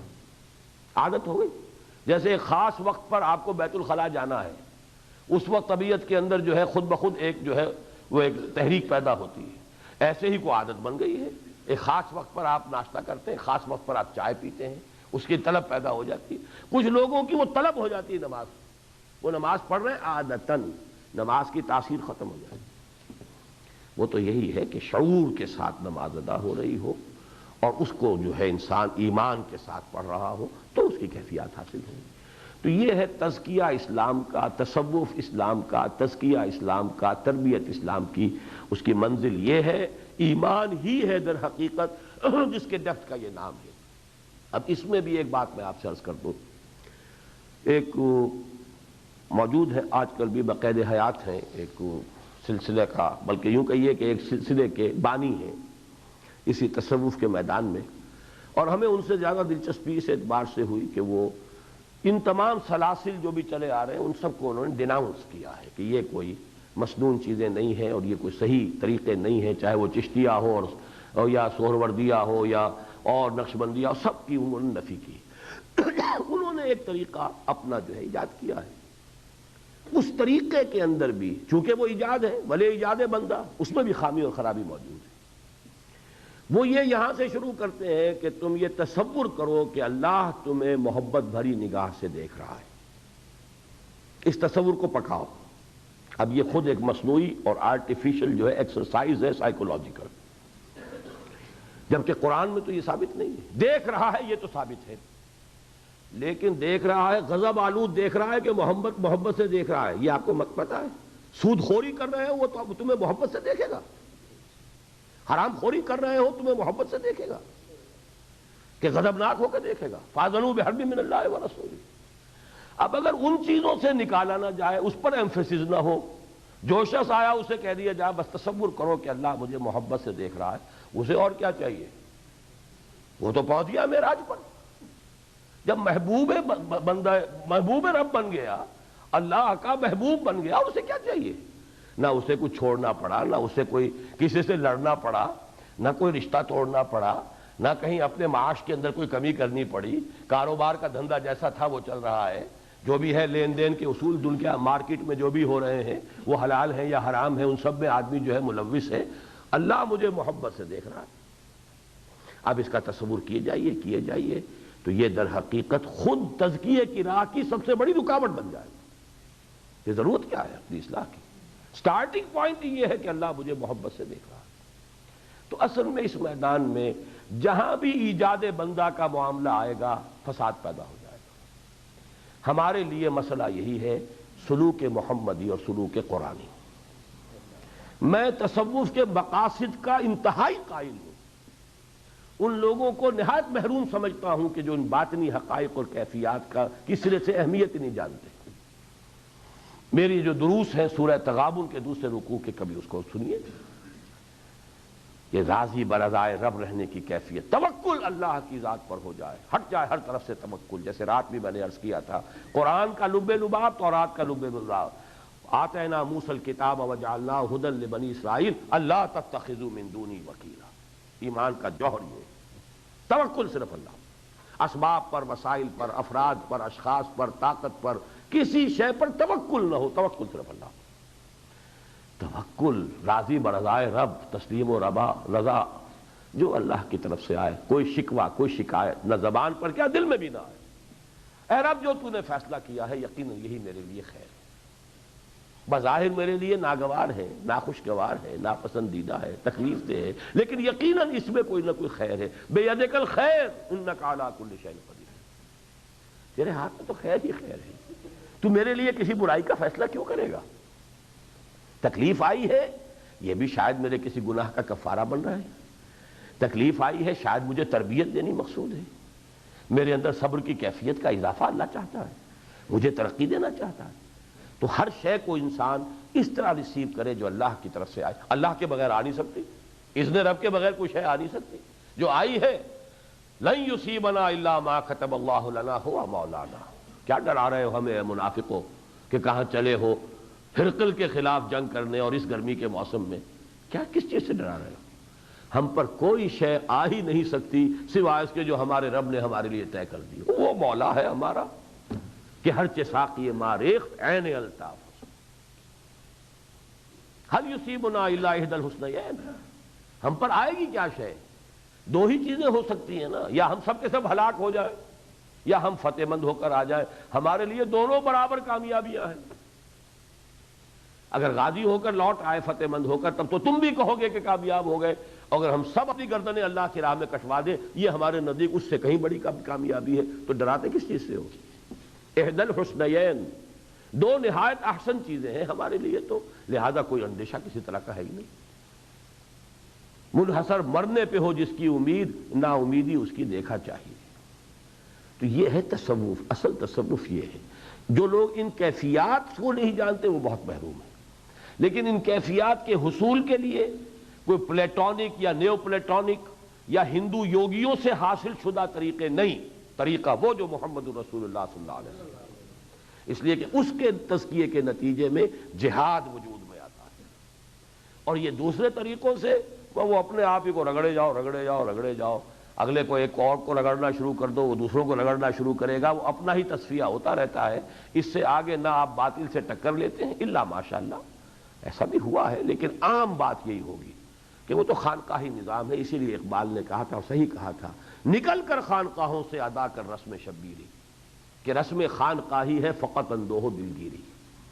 تو مقاصد تصوف یہ اور شے ہے، اور ذرائع اور اس کے جو بھی طریقے ہیں یہ بالکل دوسری چیزیں ہیں، اور جو چیز ثابت نہ ہو محمد الرسول اللہ اور آپ کے صحابہ سے صلی اللہ علیہ وسلم و رضی اللہ تعالیٰ عنہم اجمعین، ہمیں اسے اختیار نہیں کرنا۔ اب آخری بات رہ گئی قیامت کے بارے میں۔ میرا خیال ہے کہ اب اتنی وقت بھی ختم ہو گیا ہے، اور ایسی وہ بات ہے بھی نہیں۔ قیامت کے بارے میں نے آپ کو بتا دیا کہ ذو معنیین الفاظ ہیں، آپ نے یہ نہیں کہا مجھے نہیں معلوم، لیکن قرآن مجید کے متعدد مواقع سے یہ معلوم ہوتا ہے کہ شاید حضور کے علم میں بھی یہ بات نہیں تھی کہ قیامت کب آئے گی۔ البتہ اس کے نہایت قریب ہونے کی آپ نے جو ہے بعثت انا والساعہ کا ہاتین، ایسے میں اور میری قیامت جو ہے اور میری بعثت ایسے جڑے ہوئے ہیں، اور تم آخری امت ہو میں آخری رسول ہوں، تو قیامت تو بہت قریب ہے، کوئی دور کی بات نہیں ہے۔ میں نے جمعے میں بھی آپ کو بتایا تھا، میری کتاب پر ایک دانشور نے تبصرہ کیا کہ آپ نے تو قیامت کو بہت جلدی دکھا دیا، اس لیے کہ واقعتاً میں نے شاید رات تذکرہ کیا تھا شمس نوید عثمانی صاحب کا، تو ان کی کتاب سے مجھے ایک اور بھی بات ایسی ملی ہے جس سے مجھے اتفاق ہے، غلطی ہو سکتی ہے لیکن یہ کہ بہرحال مجھے اس سے اتفاق ہے، اور وہ یہ ہے کہ یہ 15ویں صدی ہجری جو ہے یہ آخر ہے دنیا کا، اسی میں ہو جانا ہے جو بھی ہونا ہے۔ یہ سارے جو ابھی راؤنڈز آنے ہیں، ملاحم، ملحمۃ الکبریٰ، نزول مسیح، خروج دجال، پھر عالم پوری دنیا پر اسلام کی حکومت 40 برس تک، اور اس کے بعد خاتمہ، یہ ہو جانا ہے اسی صدی میں۔ اس لیے کہ ایک حدیث موجود ہے حضرت سعد بن ابی وقاص رضی اللہ تعالی عنہ سے کہ حضور نے فرمایا کہ میں نہیں سمجھتا کہ میری امت اتنی عاجز ہوگی اپنے رب کے نزدیک کہ وہ اسے نصف دن کی بھی مہلت نہ دے۔ اس پر صحابہ نے جنہوں نے اب یہ واقعہ سنا، حضرت سعد سے یہ قول سنا حضور کا، تو سوال کیا کہ آپ کے خیال میں نصف یوم سے کیا مراد ہے؟ فوراً انہوں نے کہا 500 برس، اس لیے کہ اللہ کا دن ایک جو ہے قرآن مجید میں 2 جگہ پر آیا، سورہ سجدہ میں بھی اور سورہ حج میں بھی، کَأَلْفِ سَنَةٍ مِّمَّا تَعُدُّونَ، جو تم گنتی کرتے ہو اس کے حساب سے 1000 سال کے برابر۔ اور یہ یوم در حقیقت اس اعتبار سے ہوتا ہے کہ اللہ تعالیٰ کے ہاں جو یونیورسل پلاننگ ہوتی ہے معاملات کی، جیسے ہم کہتے ہیں کہ یہ 5 سالہ جو ہے وہ ایک منصوبہ ہے، تو اللہ تعالیٰ کے ہاں 1000 برس کا ایک منصوبہ تیار ہوتا ہے۔ آئندہ کے لیے جو کچھ ہونا ہے اب وہ ایگزیکیوشن کے لیے فرشتوں کے حوالے کر دیا جاتا ہے۔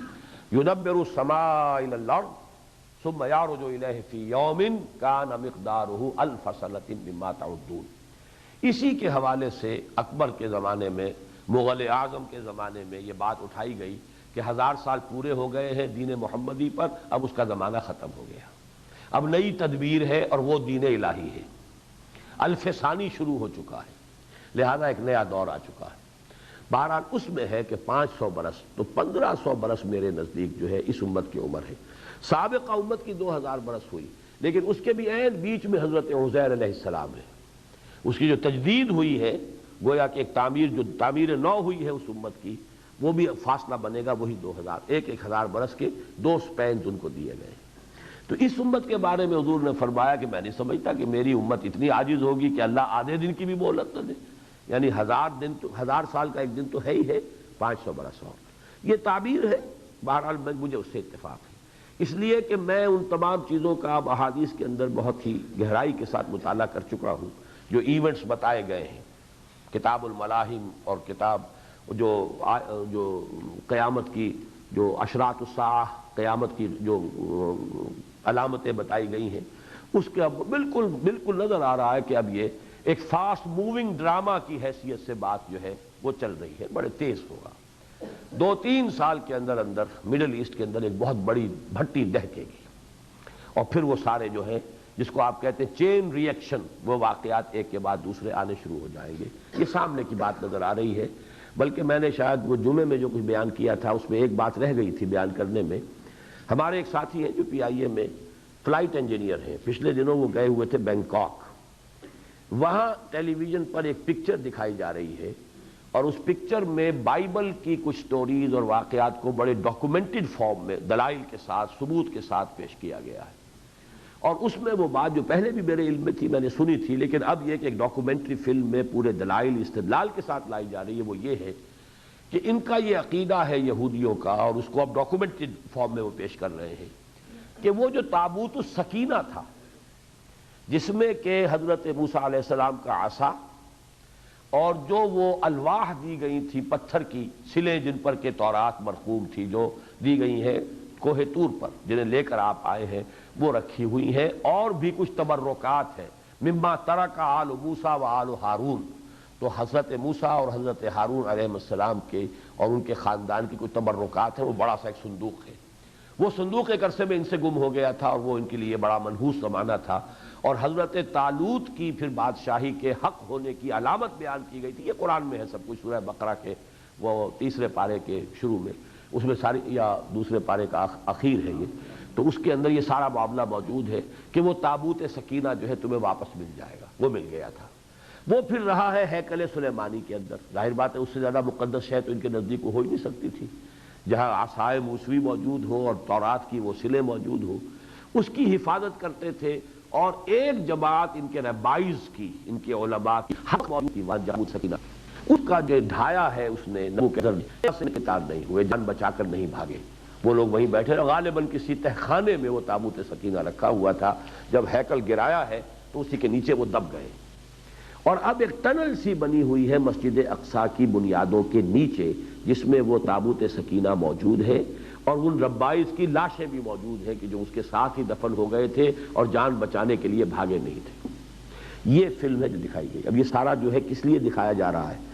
اس لیے کہ فضا تیار کی جا رہی ہے، ورلڈ اوپینین، کہ بھئی کیا ہے آخر ان کی بھی تو آخر ان کا مقدس مقام تھا، ہیکل سلیمانی ہے، پرانی چیز تو وہی ہے، یہ مسجد تو بعد میں تعمیر ہوئی ہے، اور اسی لیے وہ اب یروشلم کو بالکل علیحدہ رکھ رہے ہیں۔ تمام پیس نیگوسیشنز میں یروشلم کا تذکرہ نہیں ہوگا، اور یروشلم میں اب جو ہے پوپ کی حکومت کا بھی ایک جو ہے وہ کھل جائے گا سفارت خانہ۔ تو یہ چیزیں بڑی تیزی سے آ رہی ہیں، اور پھر گریٹر اسرائیل ان کے سینے پر لکھا ہوا ہے، اس کے لیے کوئی مسیحا ان کا کھڑا ہوگا، دعویٰ کرے گا میں وہ مسیح جس کی خوشخبری دی گئی تھی، اور اس کو قتل کریں گے پھر وہ اصل مسیح علیہ الصلوۃ والسلام۔ یہ سارے واقعات احادیث میں موجود ہیں۔ بدقسمتی ہماری ہے، ہمیں حدیث کی طرف ویسے توجہ رہی نہیں ہے۔ تعلیم یافتہ تو ہمارے لوگ جو ہے حدیث کی بہت ہی تحقیر کرتے ہیں عام طور پر، چاہے رد نہ کرتے ہو، زبان سے نہ کہتے ہو، اور کیا کریں جب قرآن ہی نہیں پڑھا تو حدیث کیا پڑھیں گے؟ ظاہر بات ہے کہ وہ منطقی بھی اس کا نتیجہ ہے، لیکن یہ مجھے محسوس ہوتا ہے کہ بہت ہی فاسٹ موونگ ڈرامہ ہے۔ اس میں جو حضور نے دو خبریں دی تھی اس میں وہی ہے کہ جب حضور نے فرمایا کہ مل مسئول عنہا من السائل، جو تمہیں معلوم ہے وہی مجھے معلوم ہے، یا جتنا تمہیں معلوم نہیں مجھے بھی معلوم نہیں۔ اور یہ جیسا کہ میں نے عرض کیا اس کے دو مفہوم ہو جائیں گے ذرا، اس اعتبار سے کہ آیا اسی وقت جبرائیل کو پہچان لیا ہے تو اس کا مفہوم کچھ اور ہے، اور نہیں پہچانا ہے تو اس کا مفہوم کچھ اور ہے۔ جیسے ایک عام آدمی کو کچھ پتا نہیں، ایسے مجھے بھی کچھ پتا نہیں، یا یہ کہ اے جبرائیل جیسا کچھ تمہیں پتا ہے اتنا ہی مجھے پتا ہے، اس سے زیادہ میں بھی نہیں جانتا۔ تو یہ دونوں الفاظ کے اندر محتمل المعنیین ہیں یہ الفاظ۔ البتہ اس کے بعد جب پوچھا انہوں نے کہ مجھے بتائیے اس کی علامات کیا ہیں، تو وہ بات بالکل صحیح فرما دی۔ ایک تو یہ کہ سرکشی اولاد کی، اور اولاد میں سے خاص طور پر بیٹیاں جو سب سے زیادہ اوبیڈینٹ، اور خاص طور پر ماں کی جتنی تابع داری، یہ ہماری اب تک کی روایات میں، یہ تو اب جو ہمارے ہاں ویسٹرنائزڈ گھرانے ہیں ان کا رنگ ہے، ورنہ یہ کہ جن گھروں کے اندر ابھی مشرقی اور اسلامی رنگ ہے ان میں بچیوں کا جو رنگ ہوتا ہے وہ سب کے سامنے ہے۔ لیکن یہ کہ جب یہ بچیاں جو ہیں بیٹیاں وہ ماؤں کو کنیزیں سمجھنے لگے اور مالکائیں بن جائیں، اور جیسا کہ میں نے جمعے میں عرض کیا تھا کہ چونکہ اس قسم کی بعض مثالیں میرے علم میں ہے ڈیفیکٹو، کہ بیٹیاں بے راہ ہو رہی ہیں اور ماں سب کچھ دیکھ کر بھی کچھ نہیں کہہ سکتی، کہ پتہ نہیں یہ کیا بک دے گی منہ سے، زبان سے جواب میں کیا کہہ دے گی، کہ اس کے بعد وہ کچھ پردہ جو ڈھکا ہوا وہ بھی پردہ بھی اٹھ جائے گا، اس لیے وہ خاموش رہتی ہیں، کچھ نہیں کہہ سکتی، زبان بند گونگی ہو کر رہتی ہیں اپنی بچیوں کے سامنے۔ تو یہ معاملہ ان تلد الامۃ ربتہا۔ اور دوسرا تو آج کون اندھا ہے جسے نظر نہیں آ رہا، اور یہ معاملہ کل 50-60 برس کا ہے۔ کیا تھا وہاں پر؟ یہاں پہ عرب کے رہنے والوں کے لیے سب سے بڑی سورس حج کی آمدنی تھی۔ حج کا قربانی کا گوشت سکھا سکھا کر کھاتے تھے، اور یہ کہ چونکہ اس کو بھیڑیں بکریاں پالتے تھے تو ان کے لیے تو گویا کہ ان کا سیزن لگتا تھا، جب حج آتا تھا قیمتی وہ جو ہے قیمتیں اچھی ملتی تھی، حاجی خریدتے تھے۔ تو یہ تو اصل میں اللہ تعالیٰ نے حرم کے علاقے کے رہنے والوں کی معاش کا بندوبست اللہ تعالیٰ نے اس طریقے سے کیا ہے۔ فَاجْعَلْ أَفْئِدَةً مِّنَ النَّاسِ تَهْوِي إِلَيْهِمْ وَارْزُقْهُم مِّنَ الثَّمَرَاتِ لَعَلَّهُمْ يَشْكُرُونَ۔ تو یہ معاملہ تھا۔ اور آج کیا ہے؟ وہاں عمارتیں جو بن رہی ہیں، 5 اسٹار ہوٹلز جو بن رہے ہیں، پھر یہ جو مشرقی کنارہ تھا، یہ اسی صدی کے وسط تک میں جب تک کہ انگریز وہاں تھا، کیا حال تھا وہاں؟ کھانے کو انہیں دستیاب نہیں تھا، بالکل ویران، لیکن ڈیسرٹ کچھ بھی نہیں۔ اور آج وہاں کیا ہے؟ دبئی جا کے دیکھیے، ابو ظبی دیکھیے، ان کی عمارتیں دیکھیے، ابو ظبی کا کارنش دیکھیے، اس کی جو ساحلی سڑک ہے پورے دنیا میں کہیں آپ کو نہیں ملے گی، امریکہ میں کہیں نہیں ملے گی، کیلیفورنیا میں وہ نہیں ملے گا، حالانکہ ریچسٹ اسٹیٹ ہے امریکہ کی کیلیفورنیا، لیکن کہیں آپ کو وہاں بھی اس کا ساحل جو ہے اتنا خوشنما اور اتنا ڈیکوریٹڈ اور اتنا جو ہے خوش منظر نظر نہیں آئے گا۔